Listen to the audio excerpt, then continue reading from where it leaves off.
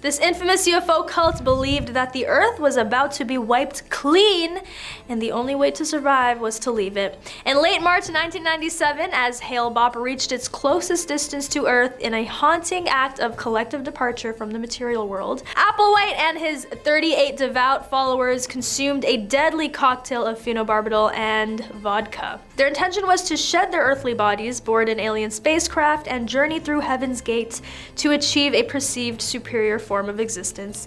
The group was established in 1974 by Bonnie Nettles and Marshall Applewhite, who were referred to as T and Doe within the movement. The pair first encountered each other in 1972 and embarked on a spiritual journey claiming to be the two witnesses mentioned in Revelation. By the mid-1970s, they had amassed several hundred followers. By 1976, the movement, comprising a core group of a few dozen members, adopted a monastic lifestyle and ceased recruitment. This is dark. But now I'm curious, have you stumbled upon a story about a UFO cult that sent chills down your spine and left your palms sweating? Share your eeriest encounter in the comments. Heaven's Gate's theology is perceived as a fusion of Christian millenarianism, a New Age philosophy, and ufology, leading to its recognition as a UFO religion. The group held a firm belief that members could morph into immortal extraterrestrial beings by renouncing their human nature, and that they would ascend to a higher existence termed as the next level, or the evolutionary level above human. After Nettles succumbed to cancer in 1985, the group reinterpreted their belief in ascension. Initially, they thought they would ascend to heaven alive via a UFO, but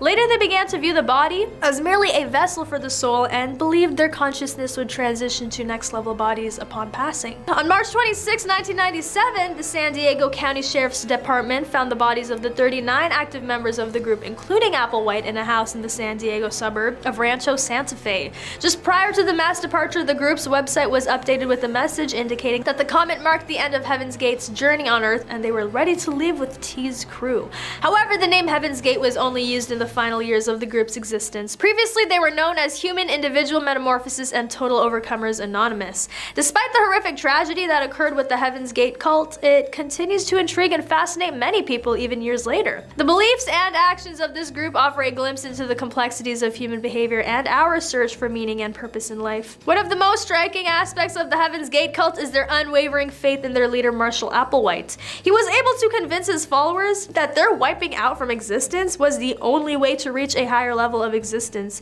and achieve salvation. This blind faith serves as a cautionary tale about the dangers of giving total control over one's life to another person. The constant bombardment of doomsday predictions and conspiracy theories in mainstream media has made people more susceptible to believing in extreme ideas. The fear of the unknown and the desire for answers often lead individuals to seek solace in these groups, providing them with a sense of belonging and purpose. However, the danger lies in the potential for manipulation and exploitation by leaders of those groups. The blind loyalty and willingness to believe can be used to control and manipulate followers for personal gain. This is why it's crucial to approach such groups with caution and critical thinking. Next on our list, the Aetherius Society. Founded in 1954 by George King, this group believes in advanced extraterrestrial intelligences operating on spiritual principles who govern the Earth. They consider themselves as cooperators with these cosmic beings to bring about positive change. The unique spiritual group, founded by a man who claimed to communicate with the extraterrestrial beings whom he called the Cosmic Masters. Followers of this faith believe that by aligning with these Cosmic Masters, they can help humanity overcome earthly challenges and ascend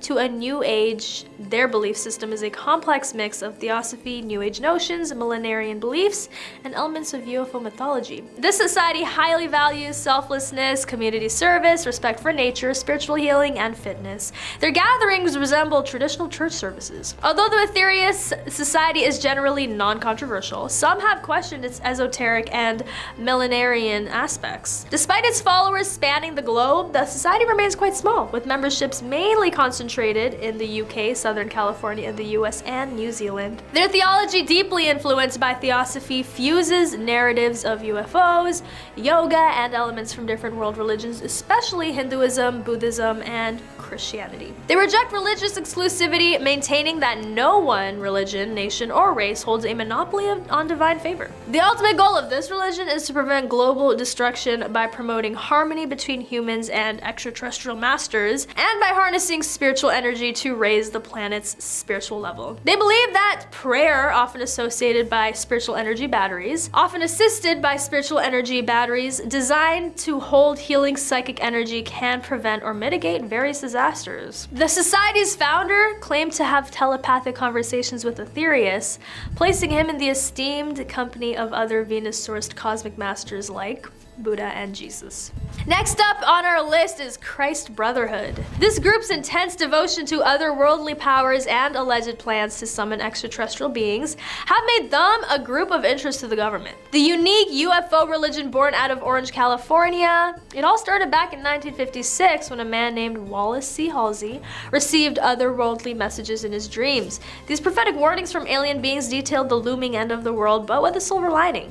Chosen few of humanity would be saved. Halsey established Christ Brotherhood, Inc. as a non-profit religious educational organization, its mission enlightening mankind. Remarkably, it attracted members from a staggering 52 different religious denominations. In a compelling turn of events, Halsey led his followers to Cache Valley, Utah. In 1961, here they started building a unique compound replete with underground weapon shelters in the mountains near Smithfield City. Why this location, you ask? Well, Joseph Smith, the founding prophet of the Church of Jesus Christ of Latter-day Saints, had identified the Rocky Mountains as a sanctuary. But in 1963, the coherence of the Brotherhood was tested when Halsey mysteriously disappeared during a flight from Utah to Nevada. Despite exhaustive searches and even attempts to call upon extraterrestrial assistance, it took 13 years for a lost deer hunter to inadvertently discover the plane wreckage and the remains of Halsey and pilot Harry Cleveland Ross Jr. In memory of Halsey, his teachings to the Brotherhood were compiled into a volume published in 1965, Cosmic End Time Secrets. This book encapsulates the prophetic messages from alien life forms to Halsey, but this was not the end of the Christ Brotherhood. In fact, it continued to attract followers, with more than 100 members in 1979 and a peak of around 500 in the early 1980s. The teachings of the Christ Brotherhood continue to fascinate people even today, with many still searching for answers about their beliefs and practices. One notable aspect of the Brotherhood is their strong belief in the existence of extraterrestrial beings and their role in humanity's future. They also have a unique interpretation of the Bible, incorporating elements of ufology and ancient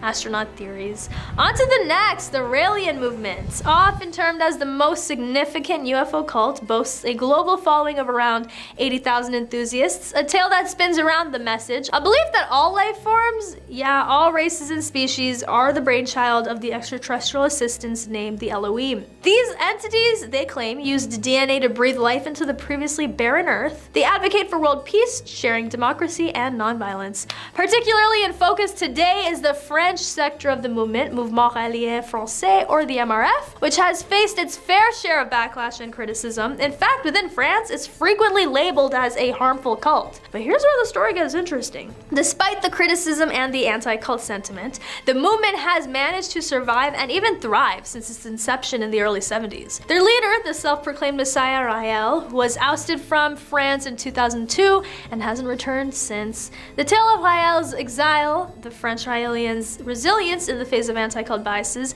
and the recent strategy to dissolve their formal organization for a more clandestine operation provide a captivating peek into the influence of the anti-cult movement on targeted groups within France. It's evident that the Raélian movement has faced its fair share of challenges, but their unwavering belief in the message and their desire to spread it globally is a testament to their resilience. Whether you believe in extraterrestrial origins or not, you can't deny the influence this movement has on popular culture and the ongoing conversation about the existence of alien life. And lastly, let's peek into the mysterious world of Scientology and its extraordinary cosmic narrative. We introduce you to Xenu, also called Zimu, a figure of great importance in Scientology's secret advanced technology, a revered and esoteric doctrine. As per this doctrine, Xenu is depicted as an alien overlord of the Galactic Confederacy 75 million years ago. He transported billions of his subjects to Earth, then known as Tigiak, using DC-8-like spacecraft, lined them up around volcanoes, and annihilated them with hydrogen bombs. Scientology scriptures profess that the immortal spirits of these aliens, known as Thetans,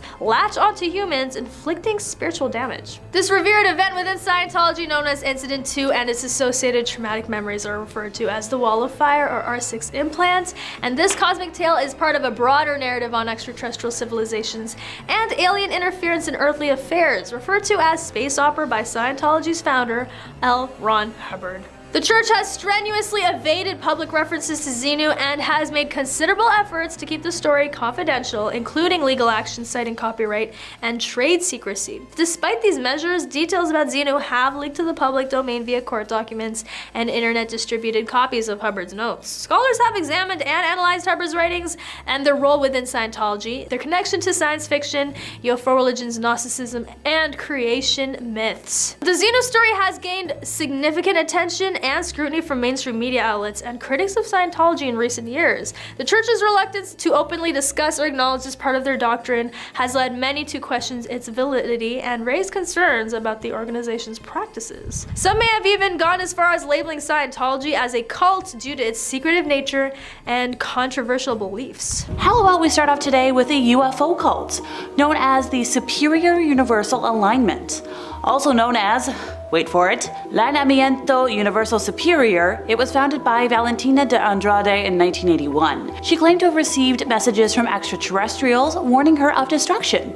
If, however, she shared their warnings with others, she and her followers would be saved. Similar to the Raelians, SUA believes that Jesus was actually an extraterrestrial messenger. They also believe that males born after 1981 are evil and that their lives should end as payment to the superior beings. In 1989, the Amazonian town of Altamira received a sudden increase in reports of missing boys. Not having clear clues about the disappearances, the authorities couldn't do anything about it. By 1993, the reports rose to 19 missing young folks with no trace or clue as to find them. By that time, the bodies of 5 of the missing were found dead with signs of torment and castration, and it was determined that these killings were connected to the medical guild because the castration seemed to be made by a medical expert. But other than that, nobody knew anything and there was no evidence. So the authorities opened an investigation and began to connect the dots between the killings and those who were missing. The bodies of the boys were identified as homeless ones who had worked in the streets, but most of the missing ones had been reported by their families. This fact unsettled and confused the detectives in charge of the investigation, and they were like, okay, both cases can't be related, because who's so depraved?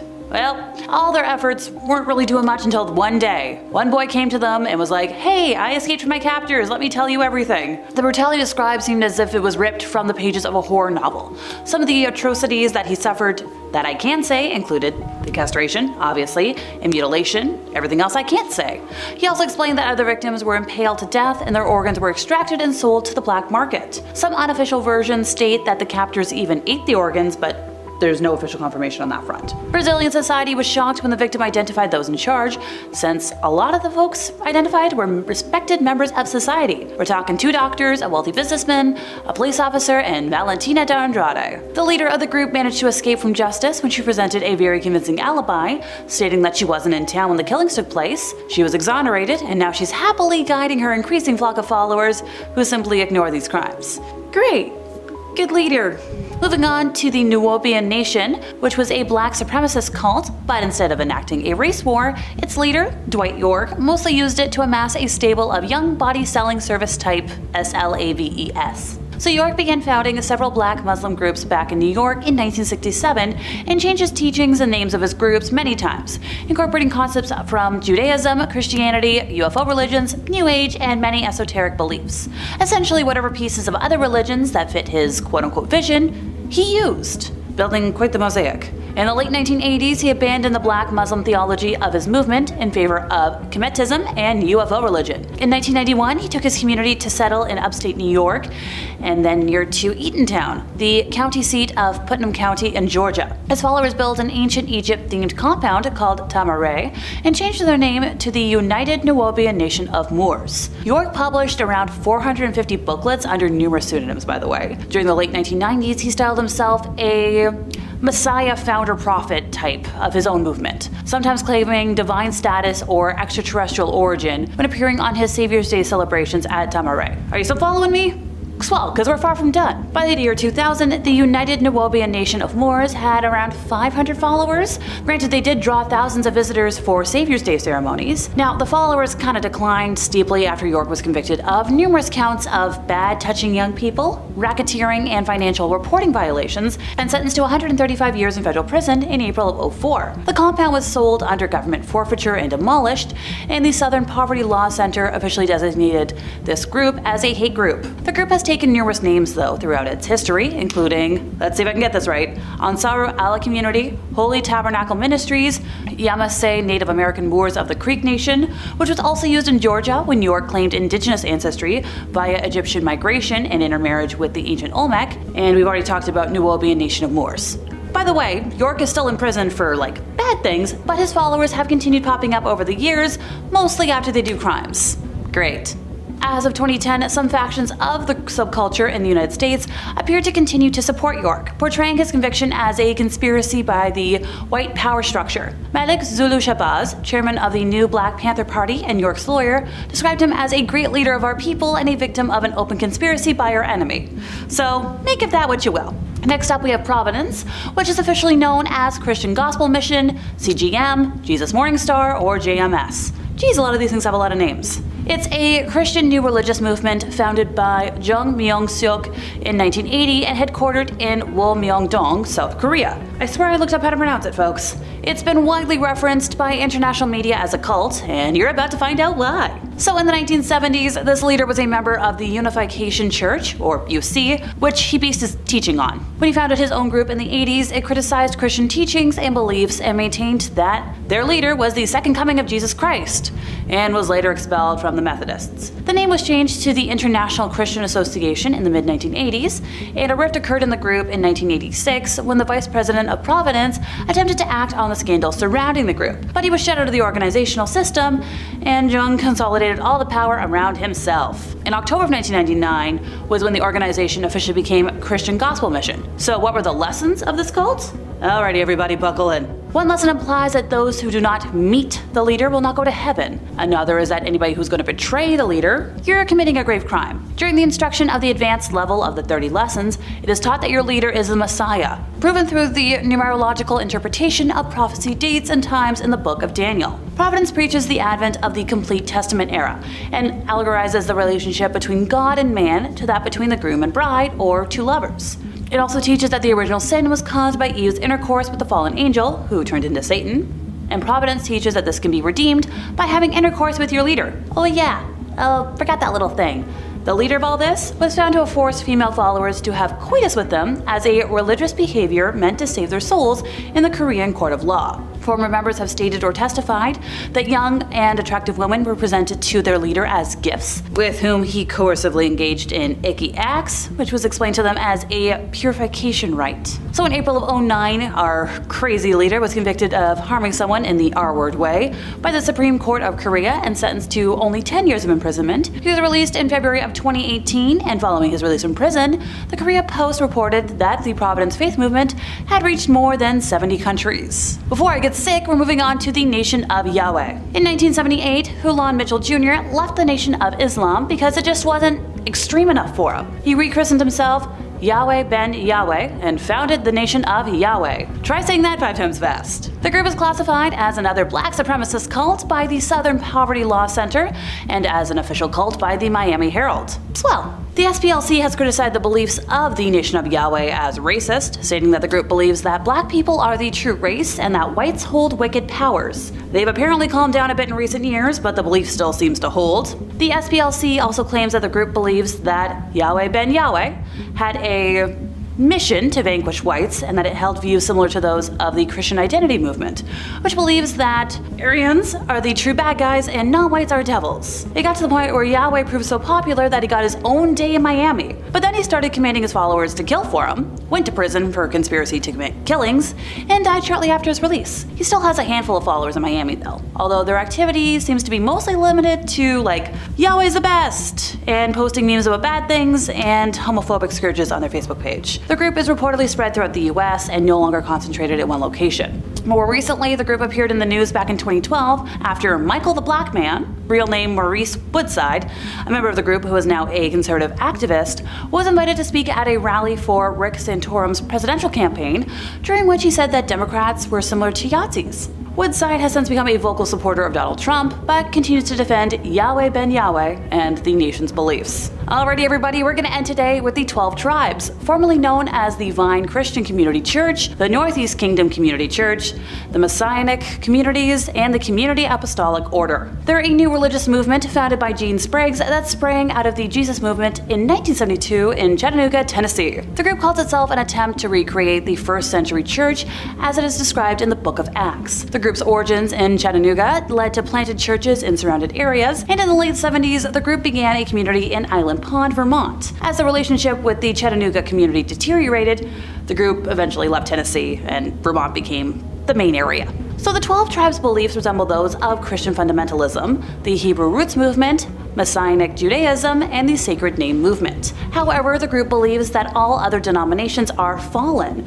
and it therefore refuses to align itself with any denomination or movement. The group has very strict courtship rules, and their views on raising young humans have been a source of controversy. The group supports itself through the operation of several businesses, most of which revolve around agriculture, as well as cafes, restaurants, all using unpaid and often young labor. Oh yeah, young people have been noted to play a central role in the group's beliefs, especially the sons. The 12 tribes believe that it is the parents' responsibility to properly enforce a consequence for sin, so as to allow young people to maintain the state of a clean conscience. So over time, future generations will be better equipped to deal with or overcome the faults of their predecessors. This will apparently enable future generations of the group to hopefully be the 144,000 of Revelation 7. If it wasn't already obvious, folks here are homeschooled, and within the group, young people are apprenticed to elders by the age of to be trained in crafts and specialized labor. The group acknowledges using corporal punishment with a reed-like rod, like a balloon stick, across the rear end,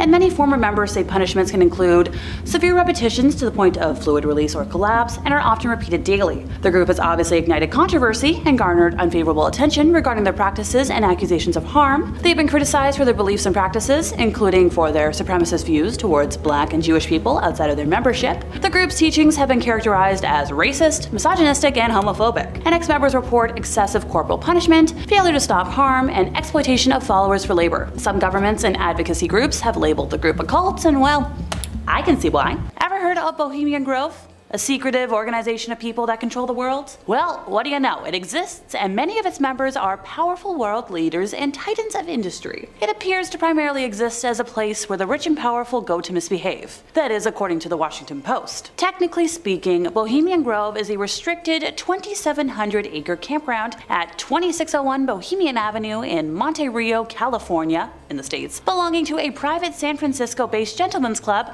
known as the Bohemian Club. In mid-July of every year, they host a more than 2-week encampment of some of the most prominent men in the world. Their all-male membership includes artists and musicians, as well as many prominent business leaders, government officials, former US presidents, senior media executives, people of power. You'll notice that I'm not saying any specific names right now, and that's because I don't feel like getting sued or disappearing. Thanks. Members can invite guests for either the Spring Jinx in June or the main July encampments, or they can schedule private day use events when things aren't being used for club-wide purposes, and that's when you're allowed to bring spouses, family, and friends. But if you're a gal or you're underage, gotta get out of there by 9 or 10 o'clock at night, because that's when things get fun, apparently. After 40 years of membership, that's when a guy earns the old guard status, gives you reserved seating at the daily talks and other perks. Okay, I think there's a couple of names I can talk about without getting in trouble.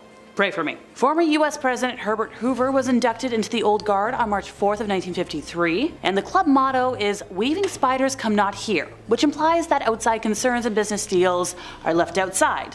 But a lot of business deals actually occur here. Important political and business deals have been developed. Notably, a Manhattan Project planning meeting that took there in September of 1942, subsequently leading to the atomic explosive device. Those attending this meeting? Ernest Lawrence, J. Robert Oppenheimer, the S1 executive committee heads, presidents of Harvard, Yale, Princeton, along with representatives of Standard Oil and General Electric, and military officials. At the time, Oppenheimer was not an S1 member, but he hosted the meeting. Grove members take particular pride in this event, and they tell the story pretty often, so I think I was safe to talk about that. Other behavior at the campground has led to numerous claims, with President Richard Nixon's comments from May 13th of 71 calling it the most, insert F-word slur for gay here, goddamn thing you could ever imagine. I swear finding a way to say curse words without getting dinged by YouTube rules is like writing a crossword puzzle. To be a fly on the wall of any of those meetings. Sounds like a cult to me. Okay. Here's a cult I know you've seen posters for, Shen Yun. Technically, it's a show put on by a religious group that is arguably a cult called the Falun Gong. This was founded by a man named Li Hongzhi, who registered the group with the Chinese government in '92.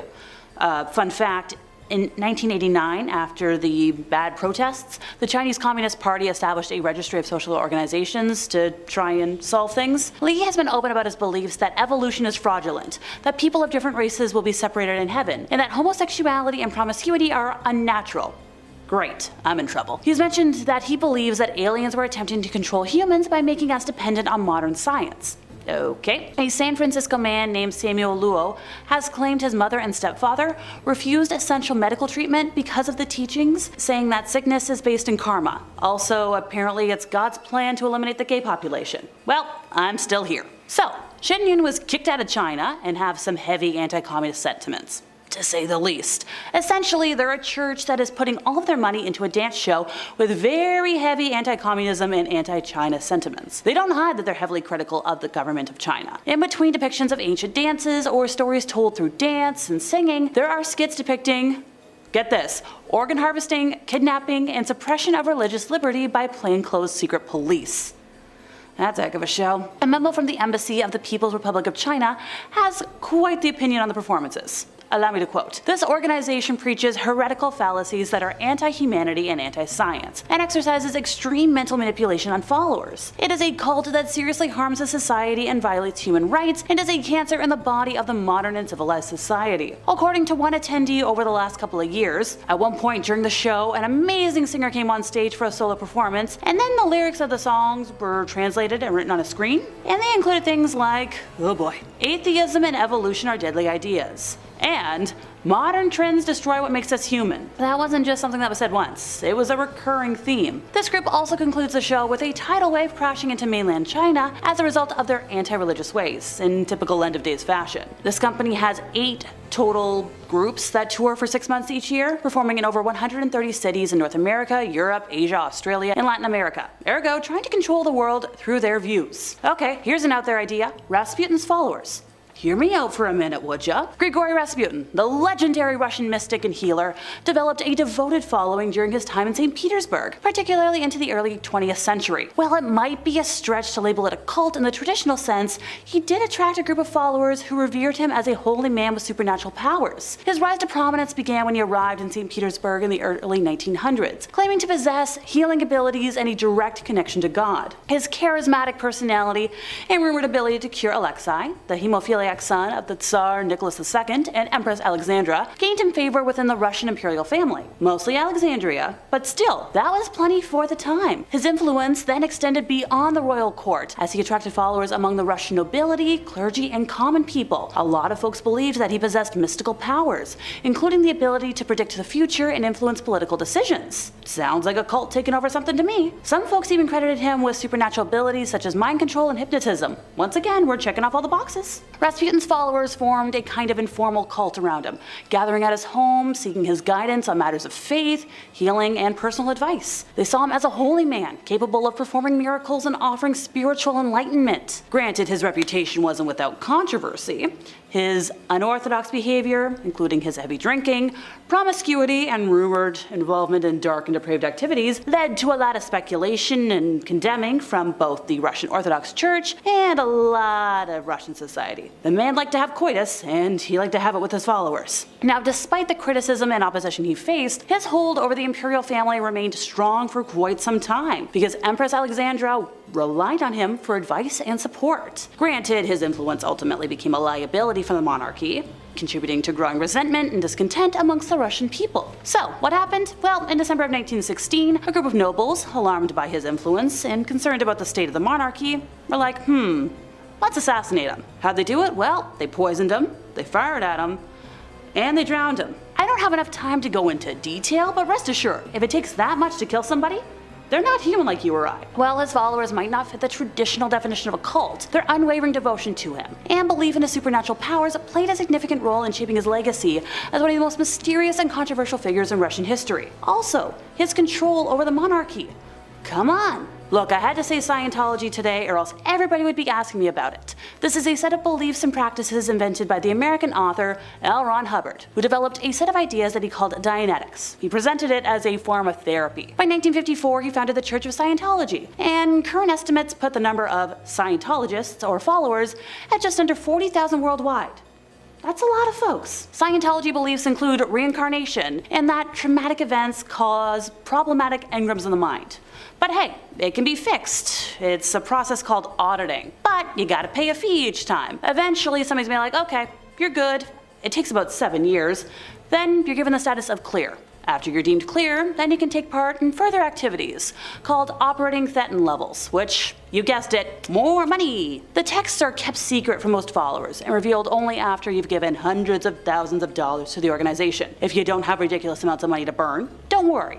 Go on WikiLeaks. They're there. From soon after their formation, these groups have generated considerable opposition and controversy. And that's because, well, there's been some illegalness. So, by 1967, Hubbard was like, ooh, I'm gonna form a new elite group, the Sea Organization, or Sea Org. And I'm only gonna pick the most committed members of the church to join. By 1981, we get David Miscavige, who had been one of Hubbard's closest aides. He rose to prominence, so when Hubbard passed away, Miscavige was like, I'm in charge now. And he's still in charge to this day. Look, that's 1986 to 2024.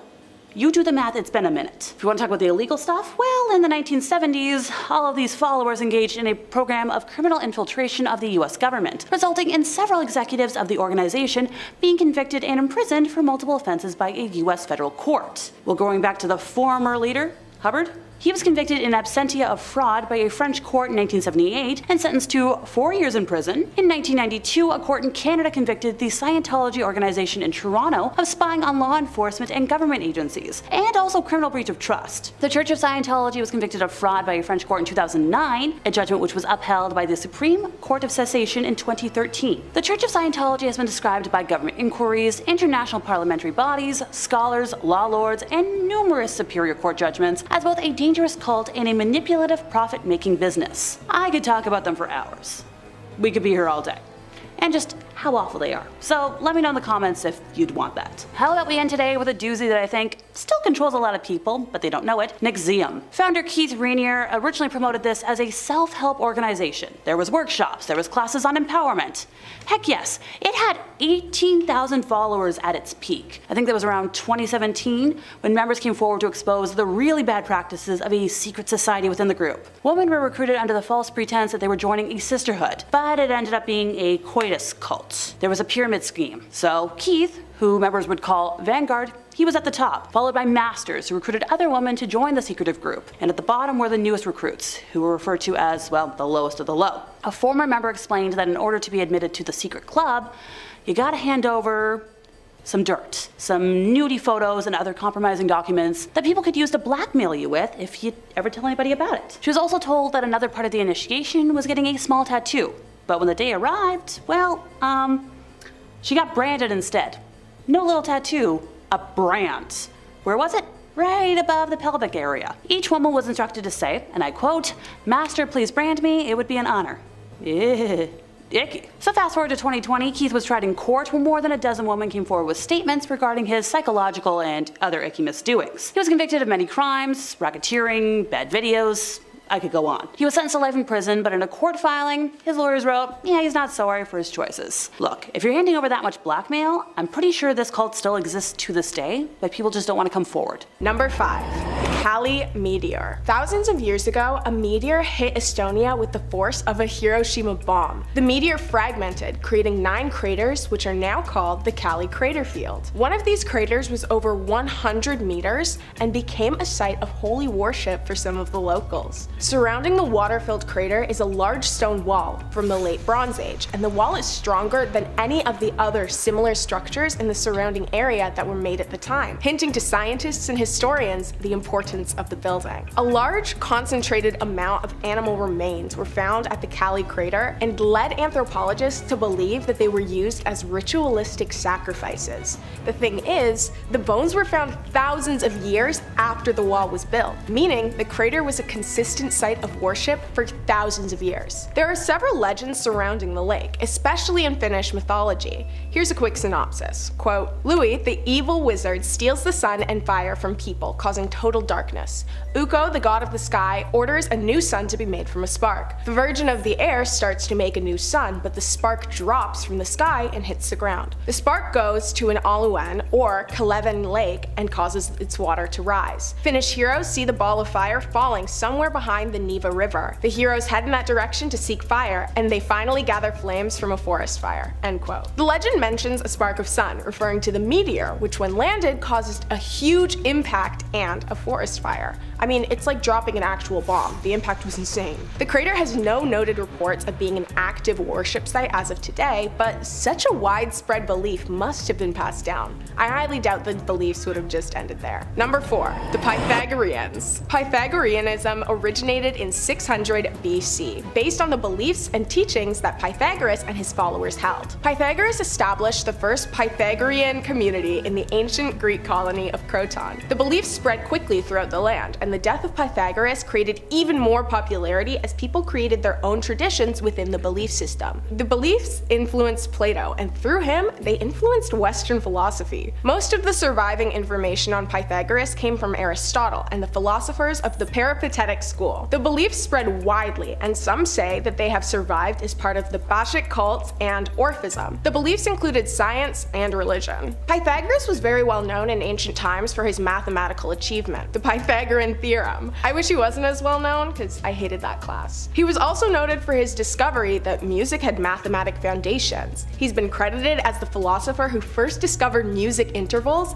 and is said to have invented the monochord. As I said, a lot of the information we now have on Pythagoras came from Aristotle and the Peripatetic school. The 5th century BCE information do not have any elements of supernatural entities, but by 4th century BCE, legends and fables were introduced into the belief system. Pythagoras founded the first community in Croton during 5th century BCE. He described it as a secret society, and he also gained political influence. The military and economy in Croton soon became very strong. In the early years, the Pythagorean sects were closed societies, where new members were chosen by existing ones, based on intelligence and discipline. Then they went under a 5-year initiation period where they would listen to teachings in complete silence. Then they would complete a test, and if they passed, they would be welcomed to the inner circle. But they were able to leave whenever they wanted. Soon, it became customary for family members to become Pythagoreans, as it developed into a philosophical tradition that influenced everyday life and swore members to secrecy. Within his teachings, Pythagoras emphasized moderation, vegetarianism, respect for elders and the state, and believed in a monogamous family structure. Boring! They believed the soul of humans was buried in the body, and the highest reward a human could attain was the soul joining the gods, meaning that they escaped reincarnation. They believed the soul was buried in the body as punishment, but that the soul could be purified, so they did a lot of soul cleansing rituals. The list of beliefs honestly go on and on. They include things like harmony, music, geometry, arithmetic, numbers, and cosmology. The disputes regarding Pythagoras' teachings began shortly after his death, which was caused by an arson attack. The disagreements led to 2 separate Pythagorean traditions, acousmatikoi and mathematikoi. The mathematikoi recognized the religious undertones of Pythagoreanism and studied it as part of their practice, but they focused more on the science and research part of Pythagoreanism. Their scientific pursuits were largely mathematical, but they did also conduct research in fields that Pythagoras had in his lifetime. The acousmatikoi believed humans had to act in inappropriate ways. They refused to recognize the advancements that the mathematikoi were making in mathematical and scientific research, which were, as I said,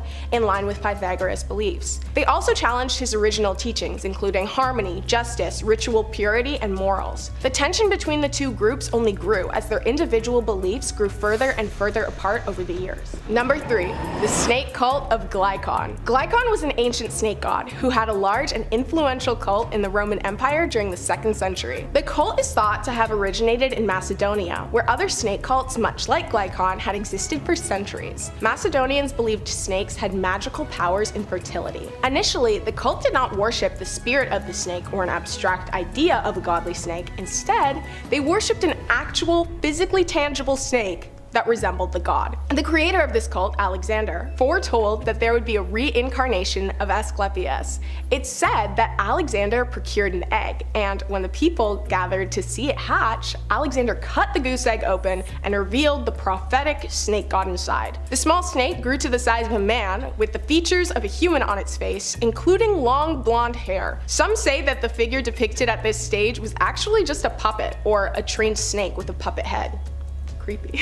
The focus of worship in the cult was fertility. Barren women would bring offerings to Glycon in the hopes of becoming pregnant. By 160 AD, the cult's teachings and methods began to spread. An inscription from that era reads, "Glycon, protect us from the plague cold." The same year, the government of Asia declared that he was the protector of Glycon's oracle. The governor also married Alexander's daughter. Many sought prophecies from Alexander, yearning to learn of what their future holds and even how they might perish. The cult's beliefs were spread through lower social classes, and over time, even high-class citizens and officials were die-hard believers of Glycon's healing, and of the prophecies Alexander told. The support and belief of the emperors, paired with the healing powers of serpents throughout history, lured many people into the cult. There was no shortage of converts and believers. Roman coins were even made in honor of Glycon, which likely happened way after Alexander's lifetime. For at least 100 years after Alexander's passing, a new Glycon cult formed and began to spread their influence. Statues and other archaeological finds have been located in Tomi, now known as Constata, displaying just how present the cult was throughout history in the large city. The Glycon cult is still referred to this day. The statue that was found in Constata, Romania is on display at the Constata History and Archaeology Museum. The statue is even commemorated on a postage stamp from 1974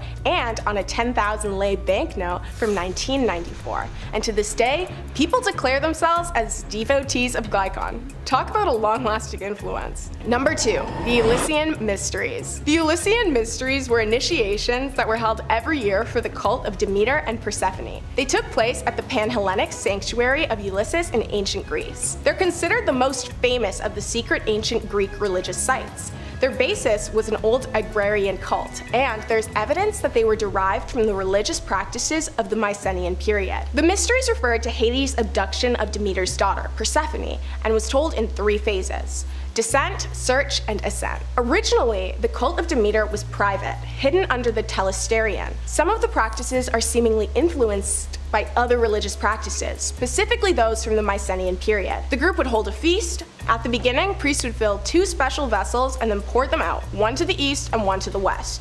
Then, the people would look upwards and downwards while chanting, "Reign and conceive." Then, a child was initiated into the group from the divine fire. Honestly, I tried to decode this part for a while, but I had very little success, I'm sorry. The climax of the celebration represented the force of the new life. When the mysteries started, immortality was not a part of the beliefs, but as time went on, they believed that it would grant them a better fate in the underworld. Eventually, the mysteries were spread wide, and people from all over flocked to participate. Eventually, the mysteries were controlled by 2 families, which led to a huge number of initiates. The only requirements were that you had never directly caused someone's death and that you were able to speak Greek.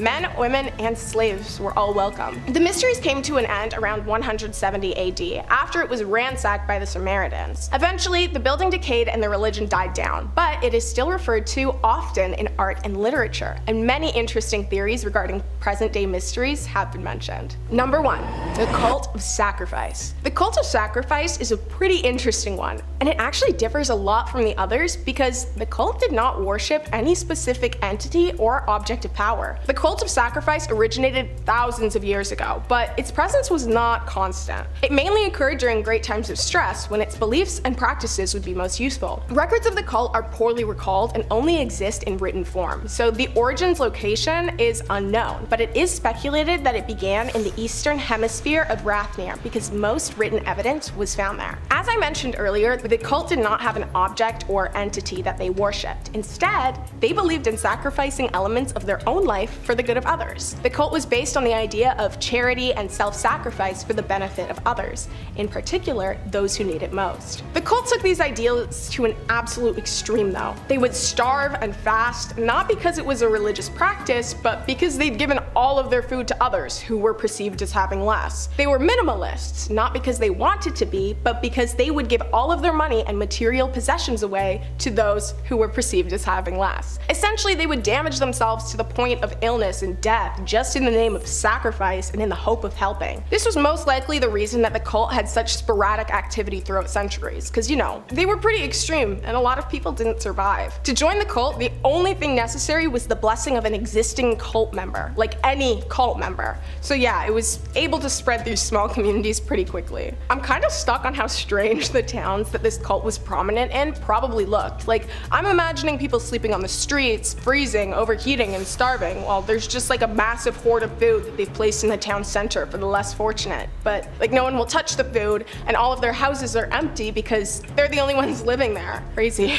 The cult is essentially extinct, because mostly everyone who was a member ended up dying from their loyal devotion. However, the cult came to its official end on August 8th, 2021, when the last member died. The cult officially died because, if you remember, the only way to join the cult is to be blessed by an existing member. So, the faith is officially extinguished. I mean, their ideology is good, but extremism is never good. Middle ground, that's the sweet spot. Number 5, the Manson family. Starting out with the most famous of the cults on this list, we have the group of young people who fell under the spell of Charles Manson in the late 1960s in California, USA. Charles Manson was in and out of prison for most of his life before settling in San Francisco and beginning to establish himself as a guru during the height of the Summer of Love hippie culture. Using some elements from the philosophy of the Process Church of Final Judgment, who believed that at the end of the world, Jesus and Satan would join forces to judge humanity, Manson formed a group of mostly young women, teaching them that they were reincarnations of the original Christians, and that he was Jesus Christ. In a converted school bus, the group made their way to Los Angeles, where Manson preached and continued to grow his group of followers. They stayed in the home of Dennis Wilson, of the Beach Boys, for a time, before eventually moving them to an old disused Western movie set, Spawn Ranch. In exchange for the company of the many female followers, the owner of the ranch, George Spawn, allowed Manson and his growing family to stay at the ranch free of charge. Manson began using his followers for extortion, taking a music teacher who they believed had inherited a large fortune hostage in his home and demanding that he join the cult and turn over the money. The man maintained that they were mistaken, and Manson attacked him with a sword before having one of his followers finish the job. In the cult's most famous incident, Manson sent 4 family members to the home of Hollywood actress Sharon Tate, with instructions for them to end the lives of Tate and her 4 guests, who were staying with her. The next night, these family members were joined by 3 others, and brought by Manson to the home of Leno and Rosemary LaBianca, where they broke in and tied up the 2 residents at Manson's instructions. He then ordered them to dispatch the victims and left. Although it hasn't been conclusively proven, the Manson family are believed to be responsible for at least 15 other people, with Manson himself claiming at one point that he was responsible for 35 total deaths. Manson was apprehended and put on trial along with the family members who had carried out his orders, but the trial showed just what a hold Manson still had over his family. Family members showed up outside the courthouse where they held a vigil while armed with hunting knives.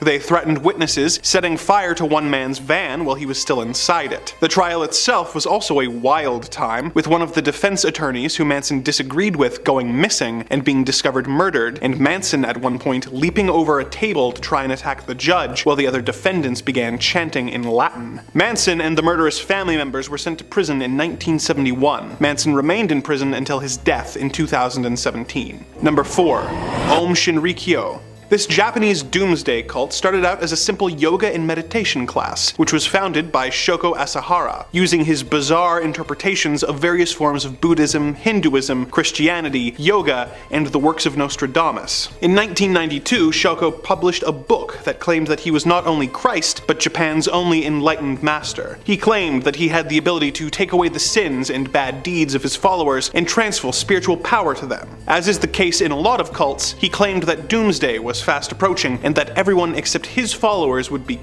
The movement grew, eventually getting enough members to be considered an official religion. Membership continued to grow, but rumblings began emerging that some members were being tricked into joining, were being forced to donate large sums of money, being held against their will, and in one case even murdered when they tried to leave. An anti-cult lawyer tried to sue the group and soon went missing with his wife and child. Things escalated even further in 1993 when the group tried to use a machine to pump anthrax onto a neighborhood in Tokyo. Although thankfully, the group had stolen the wrong type of anthrax and no one was hurt. Due to the failure of the anthrax, the group began manufacturing sarin and VX nerve gas, which they used in their subsequent attacks. In 1994, the group used a converted refrigerator truck to release the gas on a neighborhood where judges, who were presiding over a lawsuit against the group, lived. 500 people were injured and 8 died, but the attack was not linked to the cult at the time. A few months later, the brother of a member who had escaped was kidnapped, dispatched by the group, and disposed of with a microwave-powered incinerator. He had left a note saying that should he go missing, the group was responsible. Azahara was trying to manufacture weapons, and in order to distract the police, had some of his followers carry out a devastating attack. On March 20th, 1995, OM members boarded 5 separate trains in Tokyo's subway system and released sarin gas, resulting in 13 people dying, 54 being seriously injured, and between 980 and 6,000 people being hurt. This distraction backfired, and the police raided the group's base at the foot of Mount Fuji and discovered explosives, weapons, biological warfare agents, and even a Russian military helicopter. Over 150 cult members were arrested. The next month, a burning paper bag containing a hydrogen cyanide device was found and defused. Had it not been found in time, over 10,000 people could have died. Several other similar devices were found in the days following, and more disasters were averted. Azahara was eventually arrested as his cult continued to attack people connected with the investigation, sending bombs in the mail to the governor, resulting in his secretary's fingers being blown off. In October of 1995, the group was stripped of its religious status and went bankrupt, but it managed to rebrand and still operates in a limited capacity to this day. Azahara and the 12 other cult members who had been found responsible for the attacks were arrested and held until their executions in 2018. Number 3.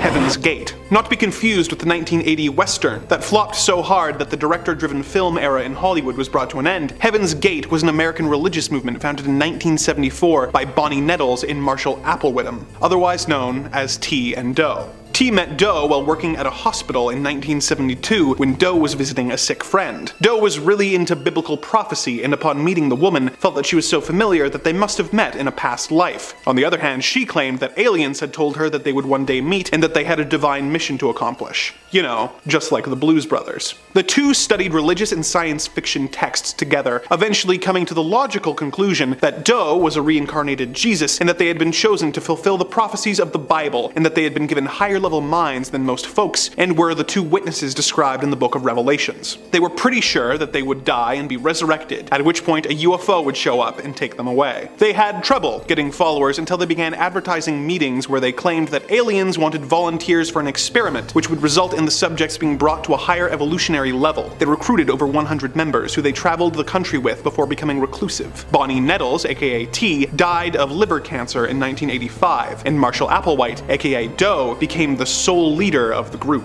In 1996, the group rented a home in Rancho Santa Fe in California, which they referred to as the Monastery. In 1997, Doe made a video message claiming that they had to evacuate Earth by taking their own lives as Heaven's Gate was closing, and by dying, they would be taken by a UFO to a higher level of existence. Doe and 38 other cult members then dressed in identical black shirts with armbands that read Heaven's Gate Away Team, as an extremely macabre Star Trek reference. All of them were also wearing Nike Decades, as the group apparently had adopted the company's slogan of "Just Do It" as a personal slogan. The group then covered their heads with plastic bags and asphyxiated. They did this in 3 tiers so that the remaining members could take off their bags and arrange their bodies with dignity. In an interesting bit of trivia, in the aftermath of this incident, the Nike Decades have become a highly sought-after collector's item due to their involvement in the incident, because of course they are. Number 2. The People's Temple Agricultural Project. Founded by Jim Jones in Indiana in 1955, the People's Temple preached that those who remained drugged with the opiate of religion religion had to be brought to enlightenment with socialism. Of course, this wasn't the fun Bernie Sanders socialism where everyone gets to go to college. Jordan's main influences were people like Chairman Mao and Joseph Stalin. He was driven out of Indiana due to having integrationist beliefs and went to California, where he became involved in local politics, helping George Moscone become mayor of San Francisco in 1975. As a result, Jones was made the chairman of the city's Housing Authority Commission, which allowed him to rub elbows with the wealthy and powerful. After some backlash from local newspapers and fears of a police crackdown, the group set up a commune in Guyana, which was a small and poor enough and independent enough country that Jones thought he would be able to easily get political influence and protection. With the approval of the local government, the group began building their commune, which they called Jonestown. He made a deal with the government that would allow hundreds of cult members to enter the country, but very difficult for them to leave. At its peak, Jonestown had about 900 people living in the small commune. Jones became more and more unhinged, controlling the media the group were allowed to consume, lest they be subjected to a movie that wasn't pro-Marxist. He made everyone in the commune work long shifts, 6 days a week.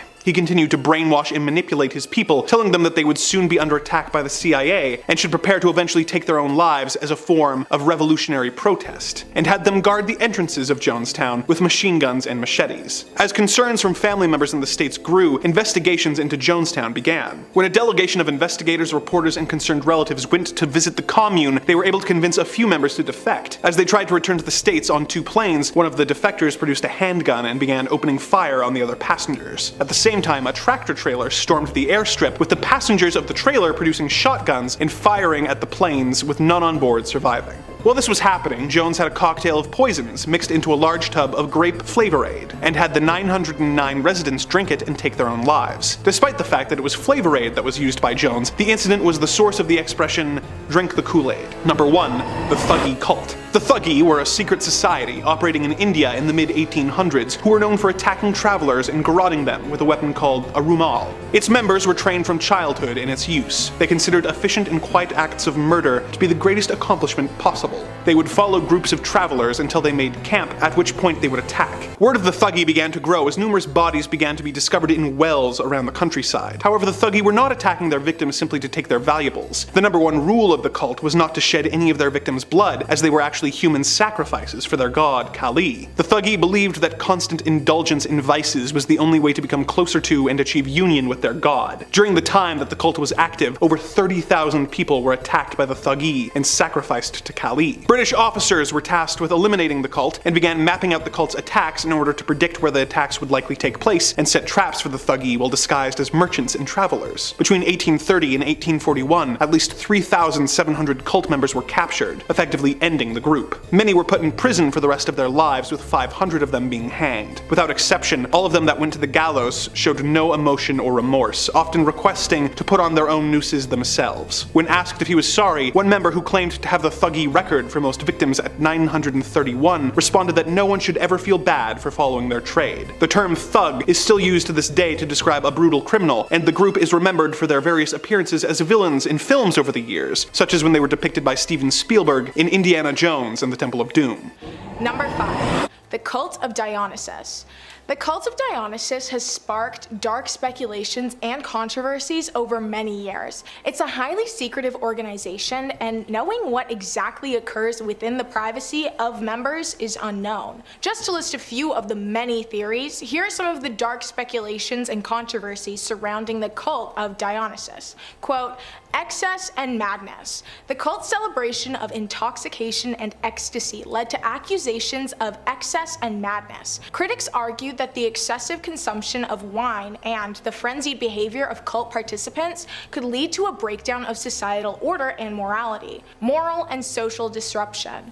Many in the ancient world viewed the Bacchanalian and Dionysian festivals as a threat to established social norms. The rejection of traditional roles and the temporary suspension of societal rules during these festivals raised concerns about moral and social disruption. Bodily liberation. Some Dionysian rituals were associated with liberation and promiscuity. Some believed that these practices would lead to licentious behavior and the erosion of traditional family structures. Foreign influence. The cult of Dionysus was often associated with foreign influence and was viewed with suspicion by those who feared the introduction of foreign beliefs and practices into their culture. Accusations of political subversion. In some instances, the cult was seen as a potential threat to political stability. Rulers and authorities worried that the Dionysian festivals could be used as a cover for political subversion or rebellion. Mystery and secrecy. The secret and exclusive nature of some Dionysian rites gave rise to speculations and conspiracy theories. The mystery religion aspect of the cult fueled rumors and concerns about what might be happening behind closed doors. Tragedies and harm. The association of Dionysus with tragedy in Greek drama led to the belief that participation in Dionysian rituals could result in real-life tragedies and harm. End quote. Though the speculations likely do hold some truth, being able to definitively answer whether any or all of these theories are true is impossible. Records of the cult's activity were often exaggerated through misunderstandings or misinterpretations of the cult's practices. But it is thought that many of the rituals have been spotted throughout history, hinting that the cult may not be as inactive as many think. Number 4. The Blackburn Cult. May Otis Blackburn's cult, which is referred to with many names, including the Order of the Doves and, of course, the Blackburn cult, was a controversial religious movement that emerged in Los Angeles, California. The cult's beliefs and practices were described as a combination of mysticism, apocalyptic prophecies, and unorthodox spiritual teachings. The cult was unofficially founded in the early 1920s, centering its teachings on the notion that May Otis Blackburn, their leader and founder, was a chosen prophet, selected by divine forces to guide followers through the impending end of the world. May claimed to receive direct revelations and instructions from angels and other spiritual entities. She warned her followers to prepare for the looming apocalypse, leading them into believing that only they would be saved from the cataclysmic events she spoke of. The beliefs also included select sections of witchcraft and mysticism, which actually led to legal troubles for May Otis Blackburn and her followers. In 1929, she, along with her son Raymond, faced a high-profile trial in which they were accused of practicing witchcraft and defrauding their followers. The trial received significant media attention and portrayed the cult as a group of radicals who manipulated their members for personal gain. May Otis Blackburn was a writer also. She produced numerous books and pamphlets to spread her religious doctrines and apocalyptic visions. These writings played a crucial role in spreading her teachings and attracting new converts to the Order of the Doves. Despite the cult's strange practices and legal challenges, it managed to gather a following during its existence. However, the relentless scrutiny from the law surrounding a certain body found under a house frequented by the cult and disturbed opinions from the public ultimately led to its disbandment. May Otis Blackburn's life took a quieter turn after the cult's dissolution, and she passed away in 1951. But to this day, it's not known certainly whether there are still practicing members, whether it be people who grew up in the cult or those whose parents raised them under the set of beliefs. Number 3. Order of Nine Angels. The Order of Nine Angels, or the ONA, is one of the most mysterious and highly controversial groups in the world of modern Satanism and the occult. The ONA was founded in the UK in the 1960s, promoting extreme and often dangerous forms of Satanism. Its core beliefs and practices are complex and unconventional, which has led to bouts of intense debate and controversy, from Satanists and non-practicing communities alike. The heart of their philosophy is the concept of the sinister tradition, which is a radical, committed path that encourages members to challenge societal norms and embrace chaos and darkness. They view Satan as a symbol of rebellion against the established order, advocating for personal transformation through dark and sometimes harmful experiences. One of the most notorious aspects of the ONA is its advocacy for culling, a term they use to describe acts of harm and even Homo sapien sacrifice. Some of the ONS's writings are extremely extremely dark and grossly disturbing, further demonstrating their deeply antisocial and extremist perspective. While they remain a highly secretive, tight-knit, and controversial group, their writings and philosophy have managed to spread widely and even found their way into other areas of the occult, impacting various forms of alternative spirituality. The Order of the Nine Angels remains a fringe and extremist organization to this day. Their beliefs and practices are widely criticized and condemned for their proud and loud promotion of harm and extremism. As with any belief system, it's important to approach their beliefs with caution and to be aware of the potential harm and danger it can pose, especially if it's taken to the extreme. Number 2. Sachiko Ito. The bizarre and disturbing saga of Sachiko Ito, the woman who would come to be known as the Drumstick Killer, began in 1990. It all started when her husband suffered a back injury, which not only incapacitated him, but also led him down a very dark path of drinking and gambling, which ended up pushing the couple into very deep debt, which eventually forced them to sell their home and move to a different town. In their new town, they became involved with a religious group, which was deeply involved in spiritual faith healing. But their involvement didn't last long because they used the organization's name without permission and were expelled. This led to Ito's husband experiencing a mental breakdown and disappearing without a trace in 1992. With her husband gone, the descent into her heinous actions began. She moved approximately 100 miles north of Tokyo and started performing spiritual healings. Ito proclaimed that she was a healer and a psychic, gradually making increasingly grandiose claims. She eventually declared herself a god who possessed the power to drive demons out of people. These statements quickly attracted a large following of devotees who flocked to her for services. Ito's cult grew quickly, with over a dozen believers and their family members living in her home and participating in rituals. Her rituals, involving drumstick beatings meant to end the dirty body and purify the soul, quickly escalated in aggression. She accused some of her followers of being possessed by a bad fox and had them beaten until they were hardly alive. In June of 1995, less than 3 years after Ito moved, one of Ito's followers was hospitalized with severe injuries from a ritual. This follower also reported that her husband had abruptly disappeared after visiting Ito's house. This raised suspicions and led the police to search the premises, where they uncovered a truly horrific scene. 6 decomposing bodies, 2 men and 4 women, were discovered, some mummified and wrapped in futons. All of their lives were ended due to the harm inflicted during Ito's rituals. Ito, her daughter, and a man named Yutaka Nemoto and another follower were arrested and charged with the deaths. Ito's survivor, who had reported the cult, was also arrested. Ito initially claimed that the deaths were unintentional and were simply a part of a religious exorcism. The trial resulted in Ito receiving a life-ending sentence, while her accomplices received prison sentences ranging from 18 years to life. On September 27, 2012, at the age of 65, Ito was hanged after several unsuccessful appeals, hopefully ending the belief system that she created, but no one's quite sure. Number 1. Temple of the Black Light. The Temple of the Black Light, which can also be referred to as the Misanthropic Luciferian Order, MLO, which is what I will be calling it because it's the shortest name. The MLO is a group associated with left-hand path spirituality and philosophy. MLO was founded in Sweden in the early 1990s, and it has gained popularity in cult theorists for its unique approach to Satanism and the left-hand path. The central notion of the MLO is the self-created worship that they call Chaos Gnostic Satanism. What sets them apart from many other satanic groups, MLO's beliefs are rooted in a drastic form of nihilism and a deep desire to embrace chaos, darkness, and spiritual rebellion. Honestly, real. They believe in an intangible force called chaos, which they see as a destructive, creative, and transformative entity that has great power and aims to oppose the order and constraints of the universe. MLO's members revere Lucifer as a symbol of enlightenment, liberation, and defiance against traditional religious and societal norms.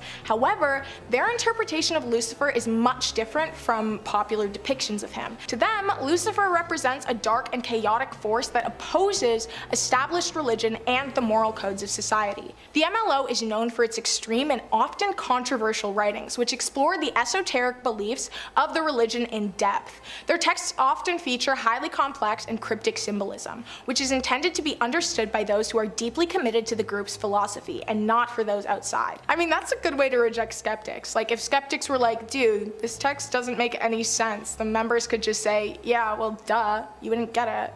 You can't sit with us. The Temple of the Black Light is considered a highly controversial group within the broader satanic community as well. They are criticized for their extremist and nihilistic views, as their beliefs are not an accurate representation of traditional satanic traditions and beliefs, which normally encompass a wide spectrum of beliefs and practices. The Temple of the Black Light actually remains a small and secretive group that's still active to this day. Number 5. The Brethren. Do you feel like the modern world has got you down, got you running around, feeling overwhelmed? Perhaps you need a break from it all and you want to get away. I want to go back to a simpler time. Well then perhaps the Brethren is the movement you've been looking for. Founded by Jim T. Roberts, the movement seeks to shed all of the convenience and accommodations of modern living, with its members instead choosing to live as vagrants, drifting on the edge of society, away from the prying eye of the modern world. Their leader believes that in order to be guaranteed a spot in heaven, one must purify themselves. And to the Brethren, this means purifying themselves of just about every facet of modern living. As part of their renouncement of all modern living, Brethren must forsake all of their family, friends, their jobs, their livelihoods, all in favor of their new brothers. You aren't allowed to partake in any material goods of any kind. Sew your own clothing, and eat what you can scavenge. This particularly grisly habit is what gave the cult its enduring nickname of garbage eaters, for their tendency to dumpster dive. You're not even allowed to laugh, celebrate, or play, as all celebrations must be saved for the return of the Savior at the end of the world. Although given those conditions, I'm not sure what you'd have to laugh about. It goes as far too as members being barred from receiving treatment or medicine, even for common curable illnesses. Because members are forced to cut themselves off from their families, oftentimes members disappear without their family members ever even getting to know what happened. As such, groups have sprung up to try and reconnect Brethren to their families and hopefully get them a dinner that didn't come out of a dumpster. Why not toss a subscribe our way and join our group here? Our teachings are scary videos every day, and the only thing you have to give us is a subscribe, and if you're feeling really generous, maybe a like too. Let's keep going. Number 4. Happy Science. Happy Science, formerly known as the Institute for Research in Human Happiness, is a Japanese New Age religion that's sort of a loot bag for as many religious concepts as you can think of. In Happy Science, all gods that have been worshipped throughout history across various religions were actually all the same god, named El Cantare, roughly translating to the singer. The group's founder, Ryoho Okawa, just happens to be the incarnation of all these holy deities manifested as one man. He also claims to have the energies of various celebrities inside him, including Freddie Mercury and former US presidents. The group preaches happiness, obviously. Following the group's mantra, in order to obtain happiness, one must practice the principles of happiness known as the fourfold path: love that gives, wisdom, self-reflection, and progress. Now, Happy Science isn't just some fringe group in a tent in the backwoods. Rough estimates suggest that the group pulls inwards of $45 million a year. Sounds like there's some kind of profit happening here. That's a little pun for you. Happy Science has a full-on media division, producing several animated and live-action films, and publishing books numbering close to the thousands, mostly being transcriptions of Okawa's lectures about happiness, spirituality, and occasionally aliens, as a major part of the group's belief revolve around UFOs, aliens, and other cosmic entities. The group is fairly widespread, boasting temples across the world in various continents. The group's statistics claim that there are 11 million members worldwide, although more conservative estimates put it around 30,000 worldwide. Regardless, Happy Science is something that's clearly making a lot of people happy. Number 3. Realism.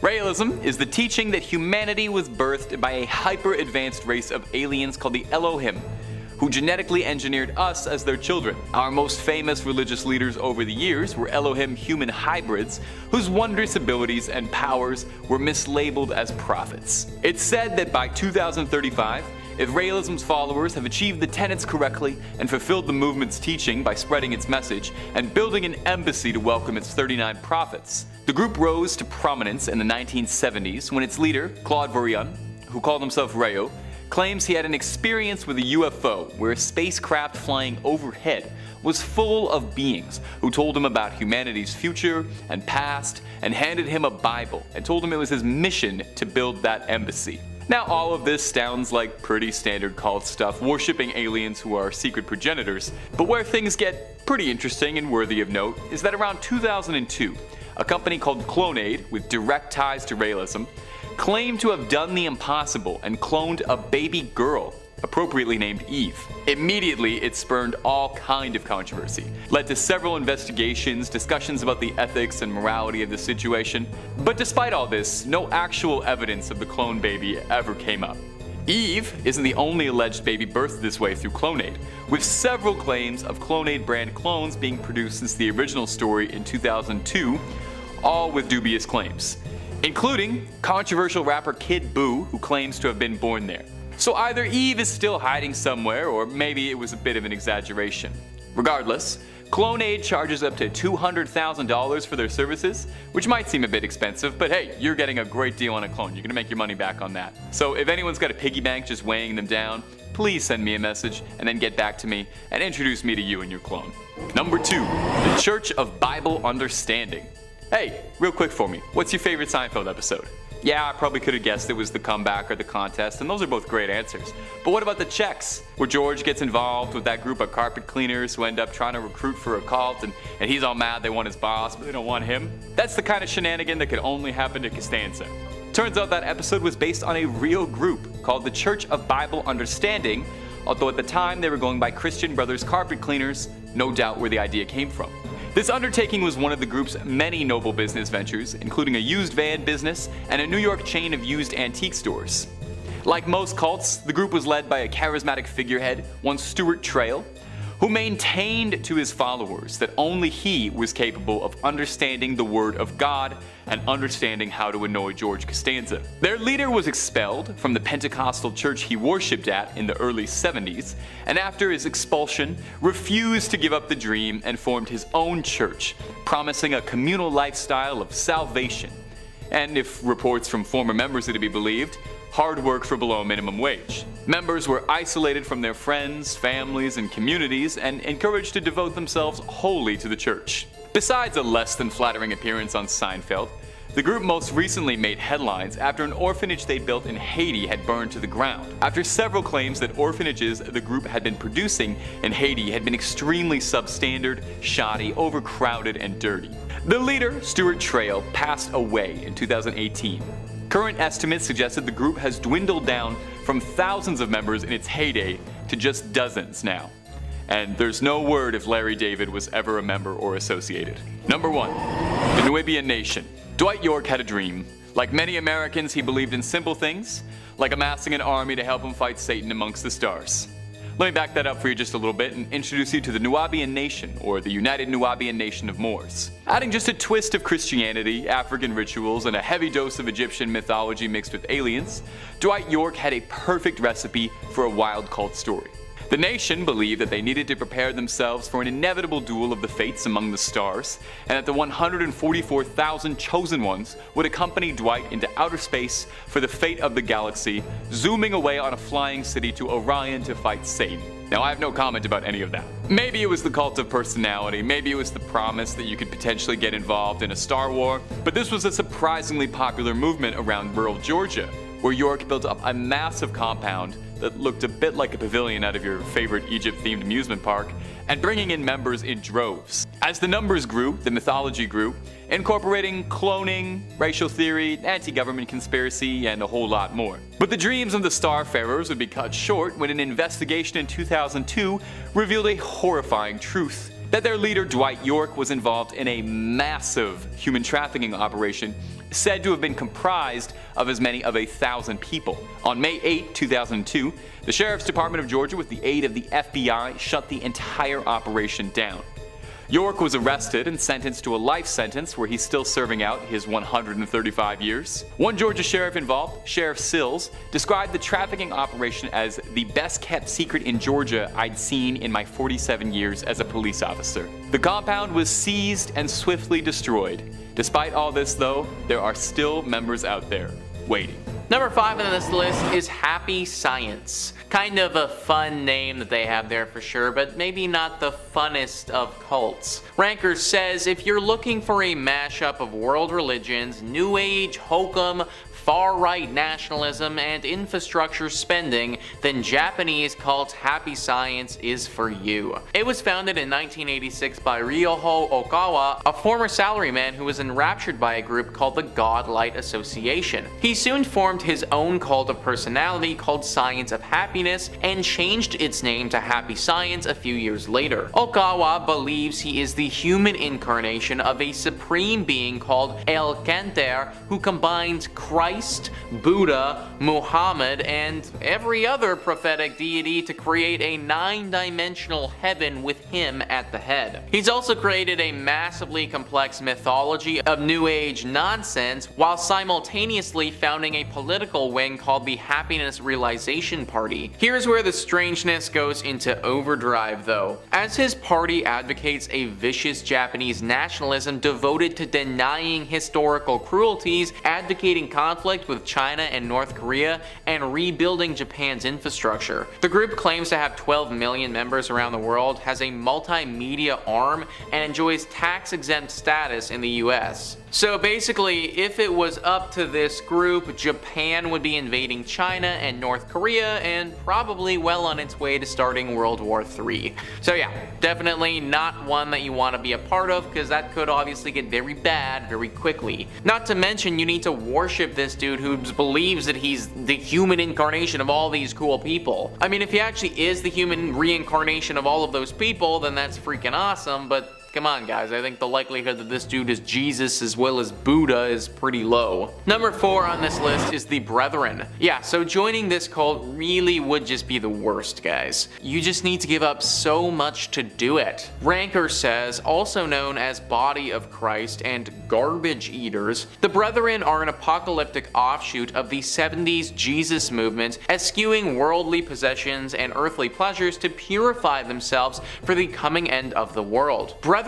members essentially live as vagrants doing odd jobs to survive, eating trash, avoiding bathing and medical treatment, and giving whatever money they do make to the group. They also forbid dancing and laughing until the return of Jesus, bar members from communicating with family, and forbid contact between binary genders. Group founder Jim Roberts passed in December 2015, leaving the future of the secretive cult unclear. You literally need to give up everything in your entire life to get ready for when Jesus returns. I just don't get this one, guys. Like, maybe it's because I'm not part of this cult, but I guess it isn't clear to me why Jesus would be angry that you have earthly possessions. Like, what does he have against you having the occasional knickknack, you know? Also, there's the whole thing where you literally need to eat garbage. I don't think that they're joking about that, guys. Like, you will be eating scraps if you join this cult. Never having a warm meal again, that's about as terrifying as it can get. Number 3 on this list is the fundamentalist Church of Jesus Christ of Latter-day Saints. You guys might be familiar with this one right now as it's currently very popular. Netflix just released a documentary about this cult, so if you want a more in-depth summary of what went down,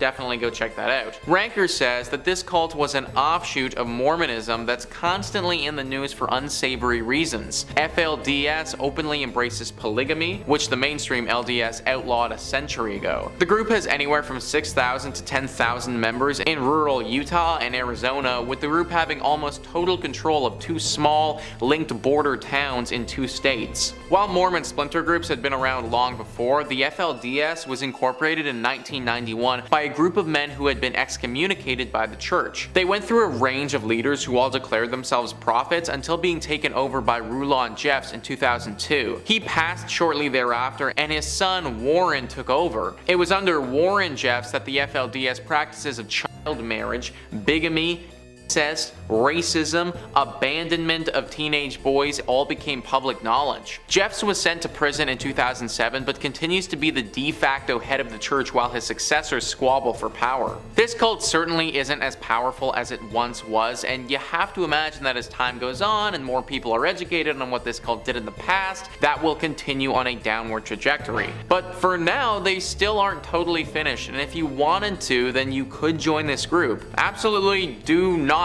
do that though, because these people get up to some very weird and often illegal things. Like, the leader was literally sent to jail and is still there rotting away. I would not want to get myself into a situation where I'm anywhere close to the people that support that guy. Number 2 on this list is the Nuwaubian Nation. This one is absolutely nuts, guys, so strap in. Ranker says, formerly known as the United Nuwaubian Nation of Moors, this is a cult of personality based around founder Dwight York. Combining Christianity, ancient Egyptian iconography, African rituals, and a belief that aliens are coming, the nation believes that 144,000 chosen people will be taken away in a flying city, spirited to Orion to prepare for the final fight against Satan. Shockingly, York's mishmash of New Age concepts, black power militancy, and ancient Egyptian religion caught on in both the hip-hop community and in rural Georgia, where York built a massive compound made with donated funds. York's mythology grew, incorporating cloning, racial theory, cosmology, anti-government conspiracies, and linguistics. Even as the cult grew, York was under investigation, and he was finally detained in 2002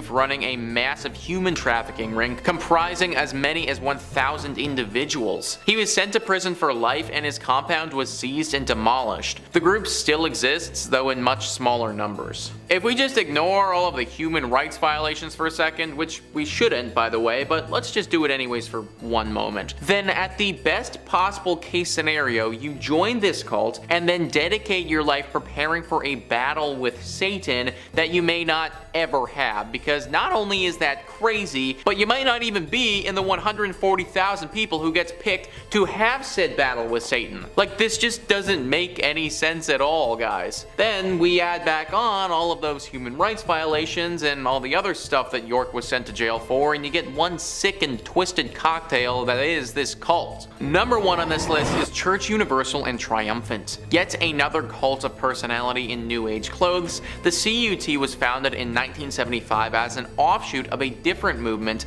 Summit Lighthouse. Founder Elizabeth Clare Prophet pitched herself and her husband as messengers of the Ascended Masters, a set of spiritually awakened ancient beings central to the Theosophy belief system. They also threw in elements of Christian Science, the I Am movement, and Mormon-style doomsday prepping. The prophets grew wealthy enough to buy large spreads in the Santa Monica Mountains and Montana, while members drove themselves into debt building fallout shelters and paying huge sums of money to reserve a spot in the post-nuclear conflict society. The church was also accused of making illicit straw purchases and of using sleep deprivation against members who attempted to leave. In ill health, the prophet retired in 1999 and passed 10 years later. Since then, the church has gone through legal problems and succession squabbles, but members still meet on a regular basis. So yeah, just join this cult if you want to potentially get tortured from sleep deprivation. Oh, and while we're torturing you, we're also gonna take all your money and invest it into some underground bunker that you'll probably never use. If that doesn't sound like an excellent use of time and money to you, which it probably shouldn't, then I really wouldn't recommend joining this cult. Number 5 on this list is Sarah Edmondson. Sarah Edmondson is a Canadian actress who's known for her roles on The Vow, Geronimo Stilton, and At Home in Mitford. She's also known for having been part of a cult. Listverse says, Sarah Edmondson, a young actress, had been searching for a newfound purpose in her life when she boarded a cruise designed to explore spirituality. She did not know that it was a front for the infamous cult NXIVM, nor did she know that it would dictate the next 12 years of her life. During her time in the cult, she climbed the ladder into a position that gave her immense wealth. The power she found herself in was exciting, and it was not until she was inducted into the secret subgroup of the cult that it didn't feel like a positive experience. When she was branded with the letters of the founding members of the cult, she decided that she'd had enough. She became a whistleblower on the cult, drawing worldwide attention to the famous actors and actresses involved in the pyramid scheme and trafficking cult. Sarah Edmondson went on to write a book, Scarred, but it's a bit troubling.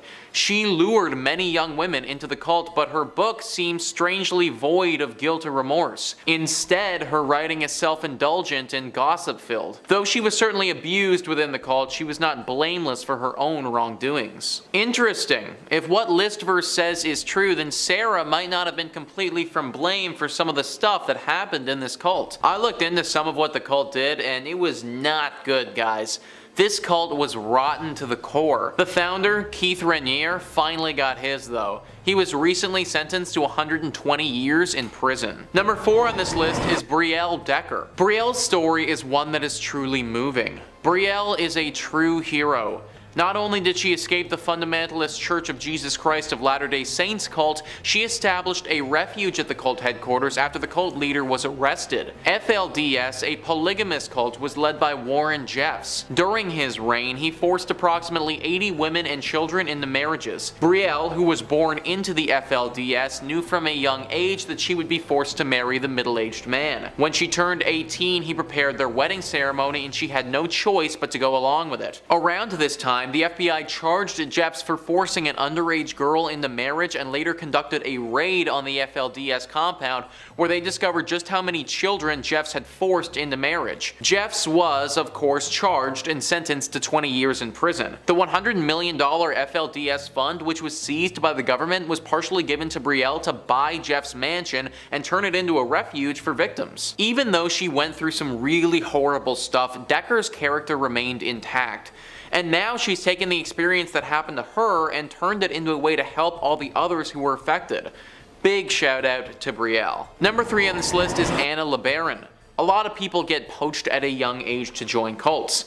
It's pretty easy to do that poaching if you can start from birth. Anna LeBaron's father, Ervil, was the leader of a cult that's been linked to over 20 murders. Her father had 13 wives and over 50 children between them all. Anna, in the book that she's written called The Polygamist's Daughter, details how she and the other children were made to feel isolated and were forced to work 12-hour workdays. Her father was wanted by the FBI for organizing the murders of over 10 people. He was eventually captured, but even after his capture, his followers continued to kill. He had made a master kill list and his devout troops were following it. Luckily, at the age of 13, Anna was able to escape with the help of her sister. She went on to go to college and live a relatively normal life, which is kind of crazy to think about considering how her existence started. Number 2 on this list is Clary Ashman. Clary, as many followers of cults are, was poached at a young age and just found herself involved in something that she never wanted to be a part of. Listverse says Claire Ashman grew up in the very traditional Catholic society of St. Pius X. When she left her family and started life outside the strictly Latin faith, she was confused and unsure of herself. In many ways, she was clueless and uneducated by her family. That explains why, when she turned 15, she was not aware that it was creepy for a 27-year-old man to show interest in her. Unfortunately, without healthy relationships for her to learn from,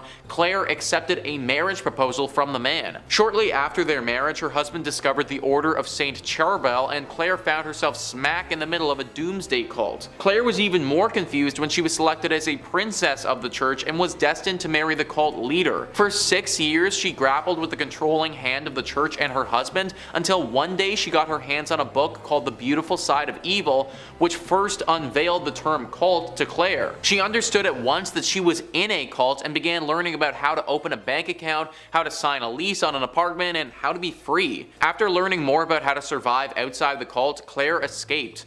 She now hopes her retelling of her experiences can help other women find a better life. Imagine getting married to this guy who basically you from when you were 15 and then getting told that you're actually gonna get married off to some other dude. Meanwhile, you have no idea what a bank account is or like actual real life is. It's so good that she found that book and was able to realize that this isn't how life is supposed to go. I can't imagine how bad things would have got if she had never found it. And finally, number 1 on this list is Rebecca Stott. Rebecca is once again another story of someone being born into this and just thinking that this is what life is like until finally being told otherwise. Listverse says, author of In the Days of Rain, A Daughter, a Father, a Cult, Rebecca opens up about her upbringing. She and her families were members of a religious cult, the Exclusive Brethren. In an interview with NPR, Rebecca stated that rules were enforced with intense interrogations about your sins and that punishments would often include isolation that could go on for weeks. Rebecca details the anger she was forced to bottle up and how silent she was forced to be around men. When the cult leader, Jim Taylor Jr., was found sleeping with a young married member, the entire cult ruptured. 8,000 members left the cult, including Rebecca's family. But that did not mean her hardships were over. Rebecca described the overwhelmingness of the outside world world with a sense of vertigo. All the rules of her old life spun around as she took more and more steps away from their binds. It took a very long time for Rebecca to grow less shell-shocked by the world, and to this day she cannot bring herself to open a Bible, which makes a lot of sense. By the time Rebecca was just 6, she had undergone at least 3,000 hours of forced Bible study. Being born into something like that must be so hard. I imagine that she's dealt with feelings of inadequacy her whole life. Also, getting shoved inside an isolated room for time if you misbehaved is pretty whack, guys, and not something that anybody should want to be a part of. Very glad that Rebecca managed to make it out with her life still left to live. Coming in at number 5, Rosemary's Baby.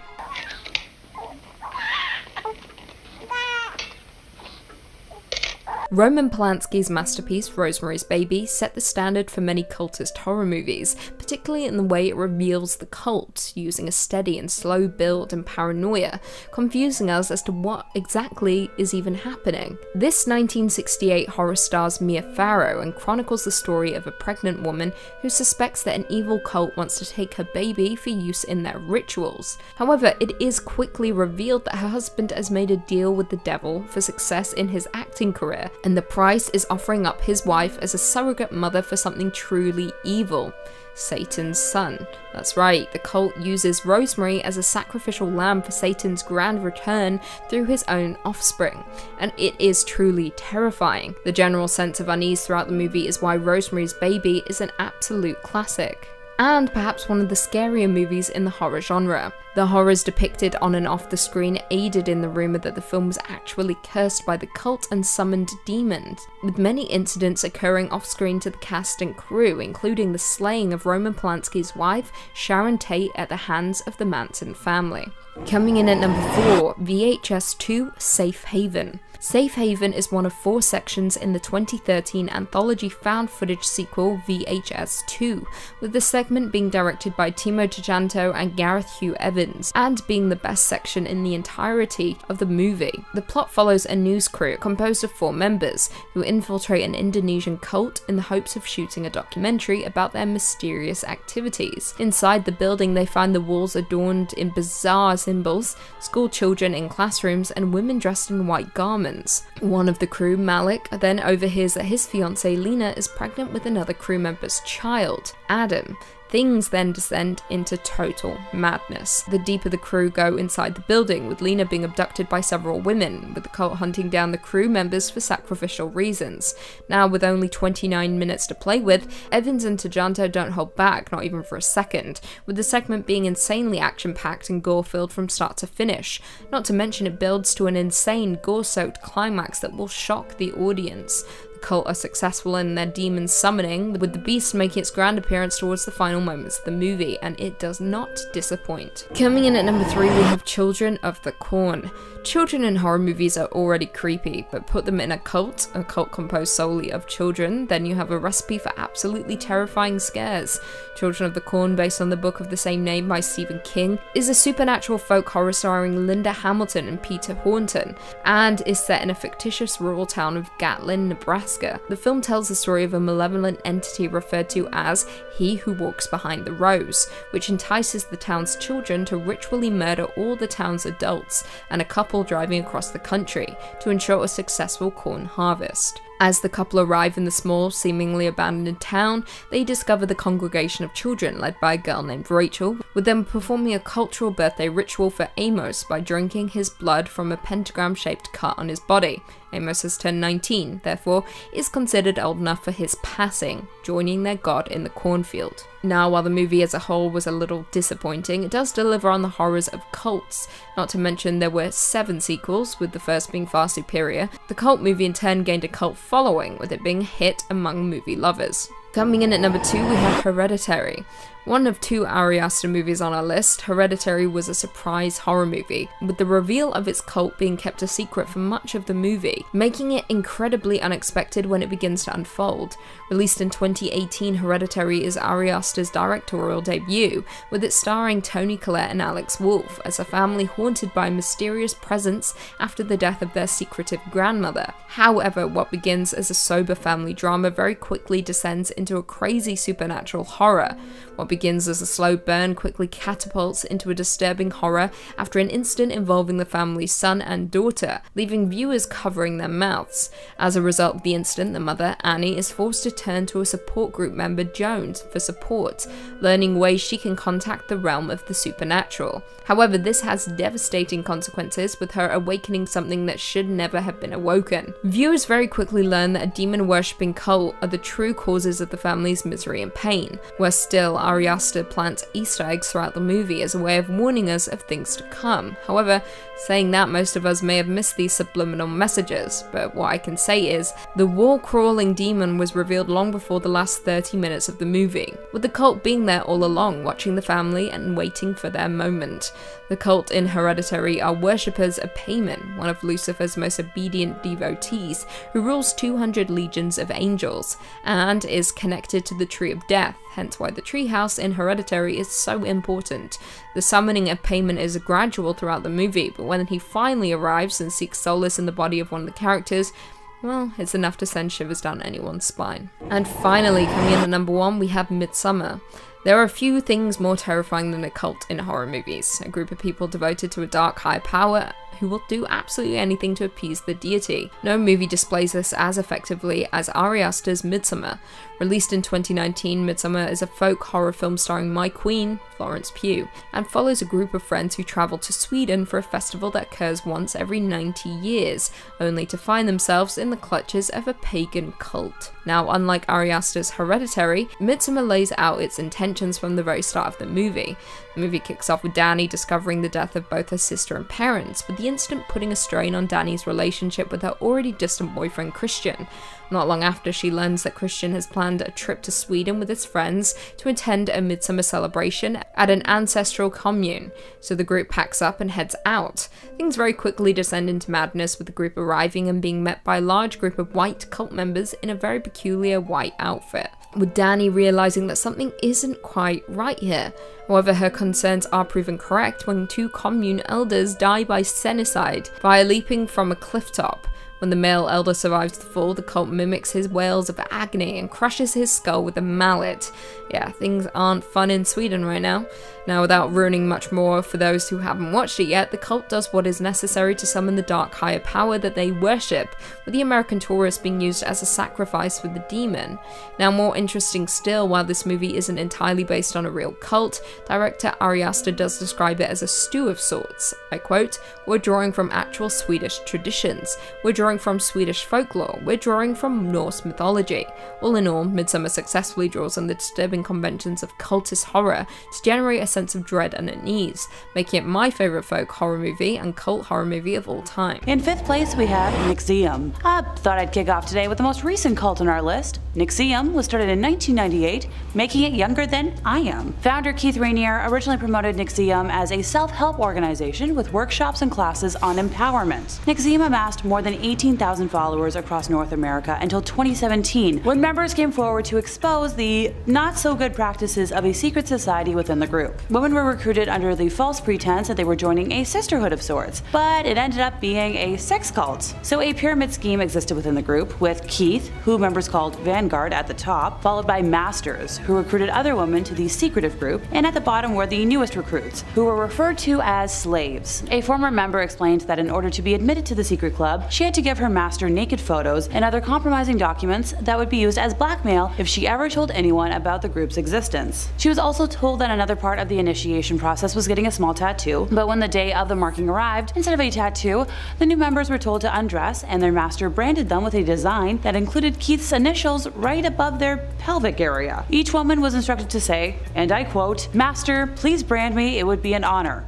Ugh, icky. Just so icky. In 2020, Keith was tried in court, where more than a dozen women came forward with statements regarding his psychological and sexual misdoings. He was convicted of many crimes, including sex vroom vroom, racketeering, and underage bad videos. Keith was sentenced to life in prison, but in a court filing, his lawyers wrote that he is not sorry for his conduct or his choices. Well, that just kind of knocks the wind out of me. Anyone else? In 4th place, we have the Children of God. Initially called Teens for Christ, Children of God, or COG, was founded in 1968 by rogue preacher David Berg in Huntington Beach, California. Attracting young runaways and hippies, David preached a kind of worship that combined the ways of Jesus Christ with the free love movement of the 1960s. Group living, zealous converting, and isolated communes were all pillars of the Children of God Church. Members, who got to be around 15,000 people across the world at its peak, didn't work or go to school. The COG didn't believe in the nuclear family, so younglings were grouped together and lived separately from their parents. In the late 1970s,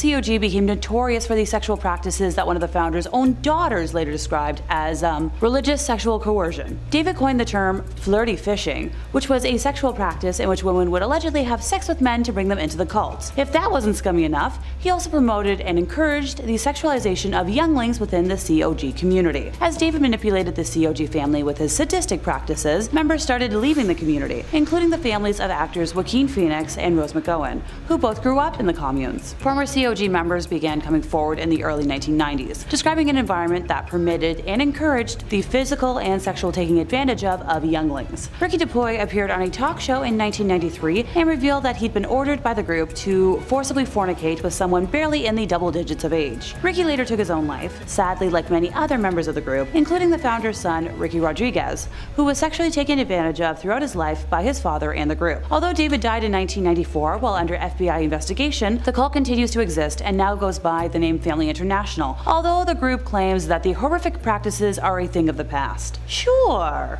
Okay. I trust that as much as I trust the construction in Toronto to meet a deadline. No. In third place, we have the People's Temple. In the 1950s, Indiana resident Jim Jones founded a church that he claimed promoted socialism and equality, with the religious elements of Christianity. So initially, he was a little more than, just like a charismatic hustler, who faked faith healings by having audience plants pull chicken livers out of congregants' mouths. But as the years progressed, he demanded more and more of his followers. In the early 1970s, Jones moved his group to California and set them up in a commune-like settlement in the Redwood Valley. After he established several locations throughout the state, including its headquarters in San Francisco, the temple forged ties with many left-wing political figures and claimed to have 20,000 members, even though apparently 3,000 to 5,000 is a little more likely. Jones eventually came to believe that the nuclear war was imminent and moved his followers again to the South American country of Guyana, which he thought would be, outside the potential danger zone. The group lived there for several years as the People's Temple Agricultural Project, but after former members started speaking out against the church, San Francisco Congressman Leo Ryan decided to travel to Jonestown to investigate claims of not so good things. During his visit, a number of temple members expressed a desire to leave with him and accompanied Leo to the local airstrip at Port Kitsuma. There they were intercepted by self-styled temple security guards who opened fire on the group, killing the congressman, 3 journalists, one of the defectors, as well as injuring 9 others, including Ryan's aide, Jackie Spear. A few seconds of the incident were captured on video by NBC cameraman Bob Brown, one of the journalists who had their lives ended in the attack. That evening in Jonestown, Jones ordered his congregation to drink a concoction of cyanide-laced, grape-flavored Flavor Aid. Right.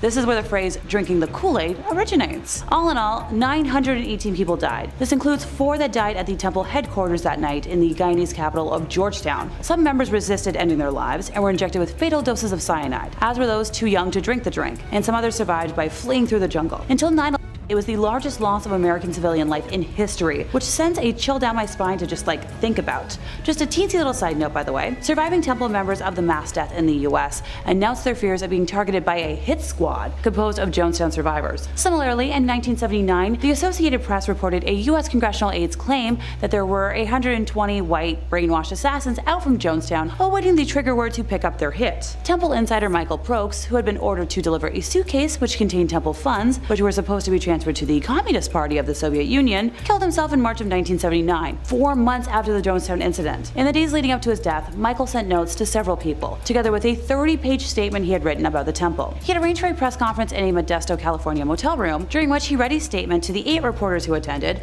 before, excusing himself, entering a restroom, and ending his life. The levels of brainwashing displayed here are just too deep to unpack. In second place, we have the family. Oh sure, because that totally sounds wholesome. Known as one of Australia's most notorious cults, yep, not an American one for once, the family began with Anne Hamilton Byrne, who was a yoga teacher who believed herself to be a reincarnation of Jesus Christ. Oh, right, and unlike all the other listings today, this one was founded, by a woman. She teamed up with parapsychologist Raynor Johnson in the mid-1960s to form what was initially known as the Great White Brotherhood. Cripes, I swear I'm not talking about the Triple K group or the Yahtzees, I promise. Over the course of several years, Anne adopted 28 offspring by receiving the young as gifts from members, as well as by falsifying papers to convince others to give their spawn up for adoption, all in the hope of creating a master race that would survive the apocalypse she believed to be imminent. While other adults in the group were known as either aunties or uncles, Anne claimed to be the biological mother of all 28 adoptees. She also told the offspring she was, Jesus Christ, and when they didn't live up to her exact standards, they were punished forcibly, starved, or, dosed with LSD, because, a crazy brain trip is exactly how to make little ones behave. The cult went undetected for years because the adoptees were forced to hide whenever visitors arrived. But in 1987, the group's headquarters was finally raided and all the younglings were removed from the premises. Anne was only ever charged with falsifying birth certificates, and in 2019 she died from dementia at about 98 years old, having never faced consequences for her actions. Pardon me, my brain feels like it's about to explode.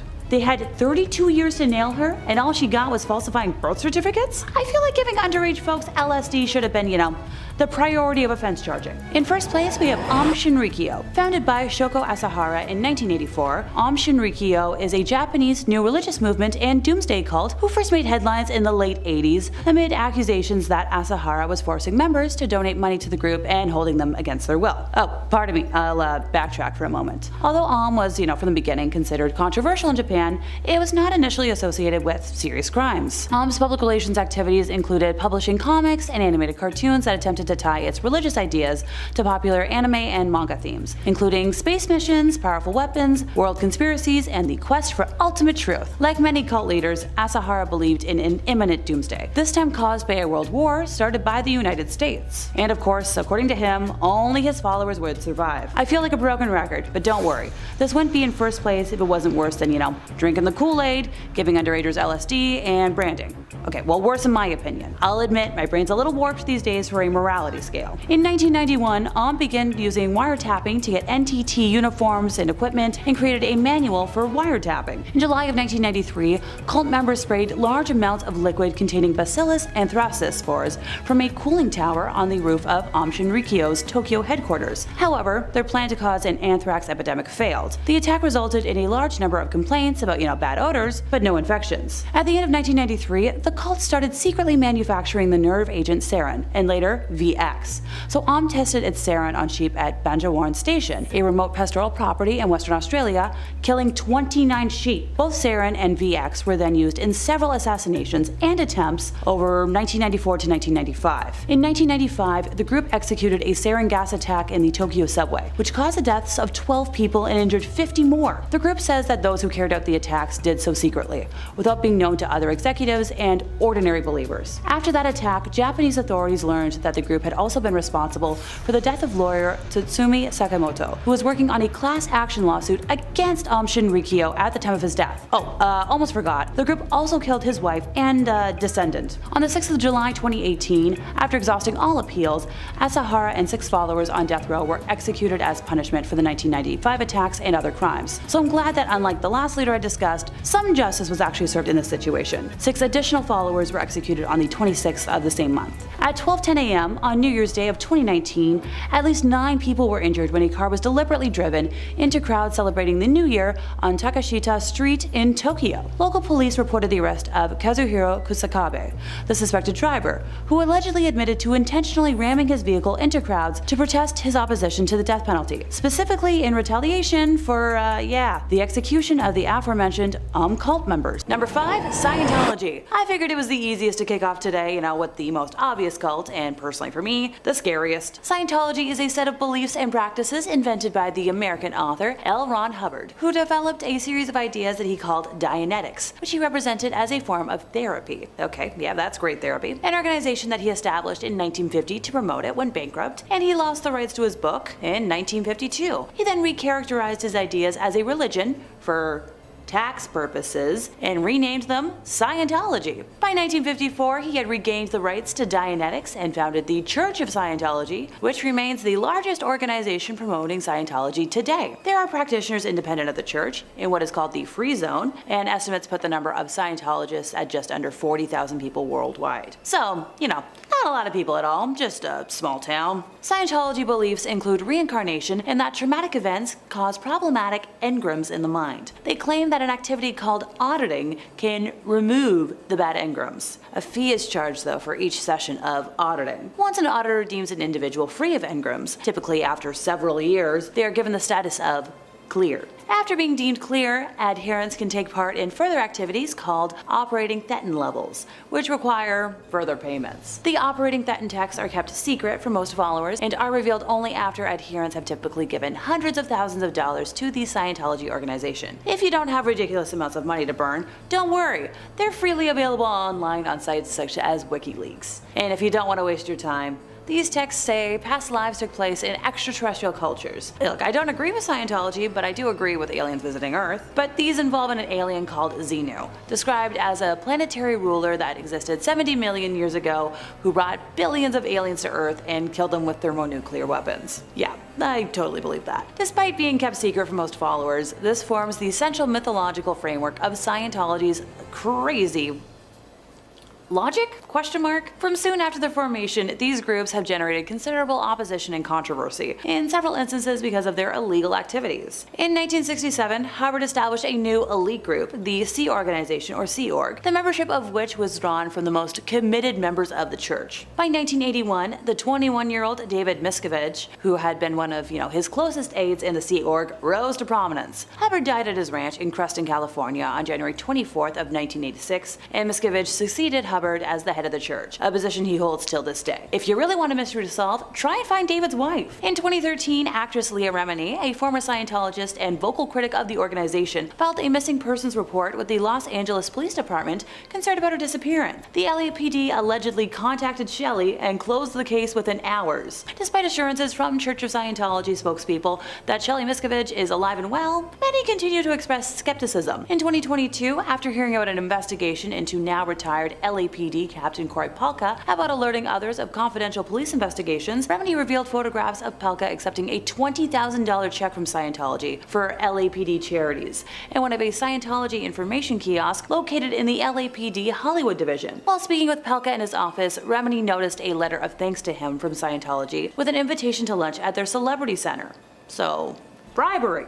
As of 2023, Shelley Miscavige's whereabouts remain unknown, and who knows if we'll ever know. In the 1970s, Hubbard's followers engaged in a program of criminal infiltration of the US government, resulting in several executives of the organization being convicted and imprisoned for multiple offenses by a US federal court. Now, Hubbard himself was convicted in absentia of fraud by a French court in 1978 and sentenced to 4 years in prison. And in 1992, a court here in Canada convicted the Scientology organization in Toronto of spying on law enforcement and government agencies and criminal breach of trust, later upheld by the Ontario Court of Appeal. The Church of Scientology was convicted of fraud by a French court in 2009, a judgment upheld by the Supreme Court of Cassation in 2013. The Church of Scientology has been described by government inquiries, international parliamentary bodies, scholars, law lords, and numerous superior court judgments as both a dangerous cult and a manipulative, profit-making business. I could talk about them for hours and just how awful they are, so let me know in the comments if that's, something y'all would be interested in. Number 4, Family International.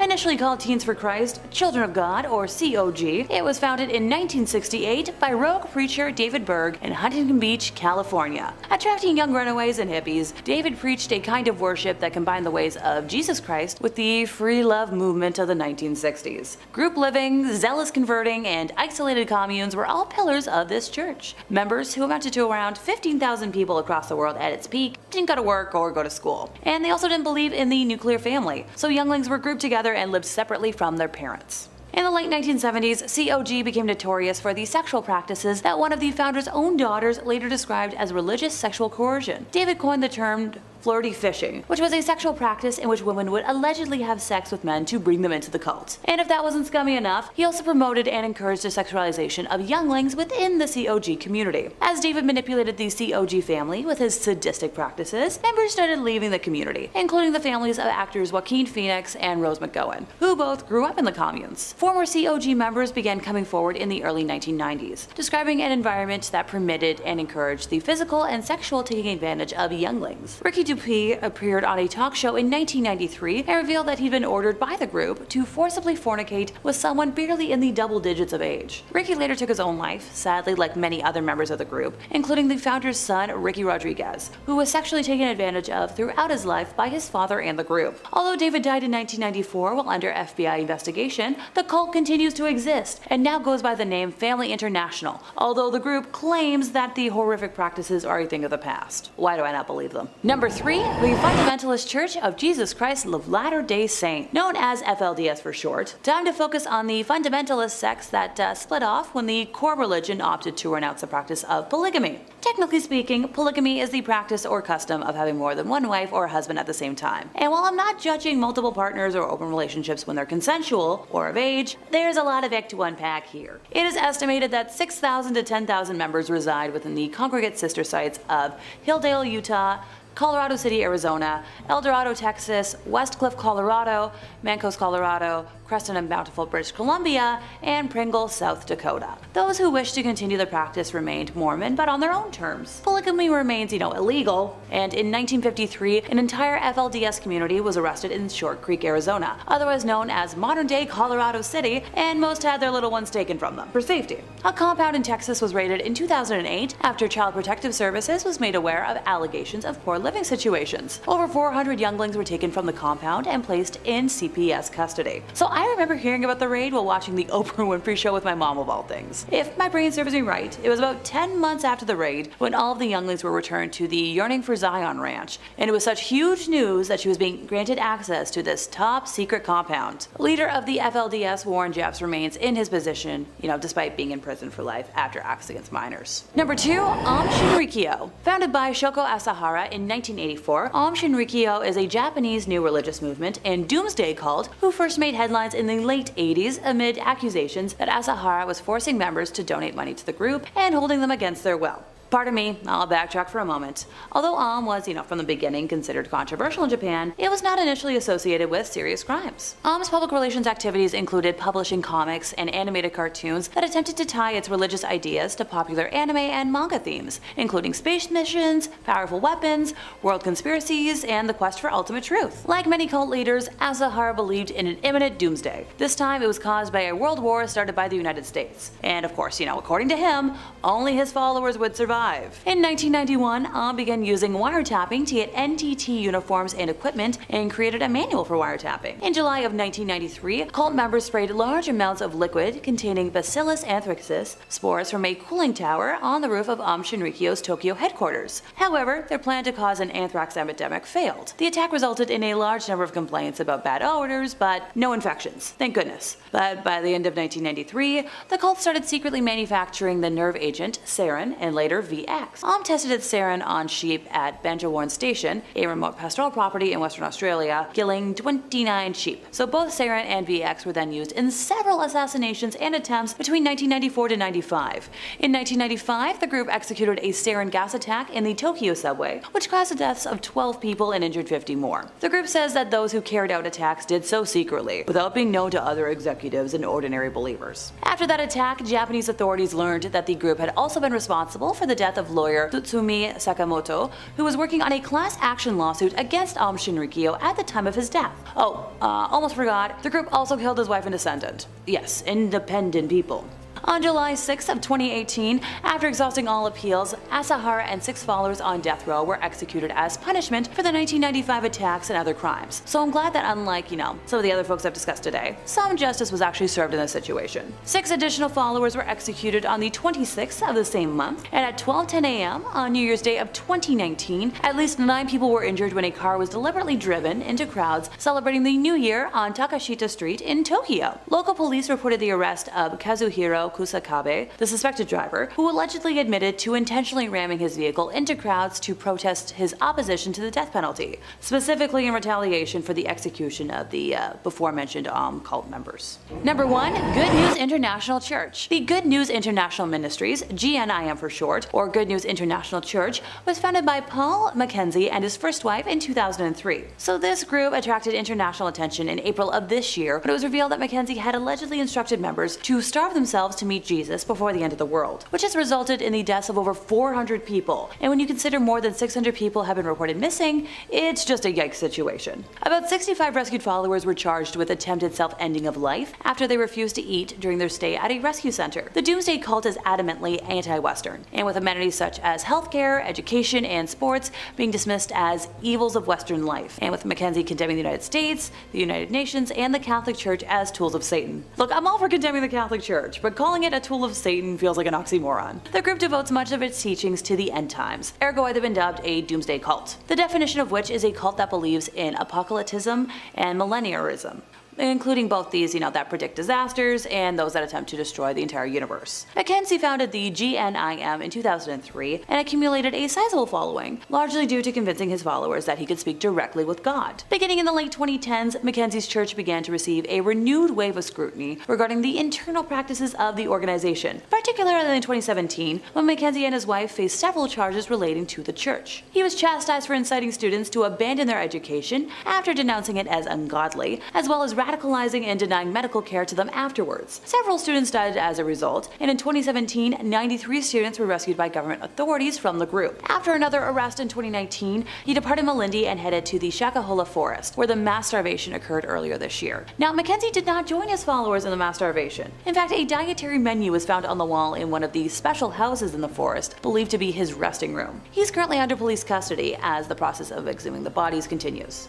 Police authorities claim that some bodies were missing organs and believed they were being harvested and sold.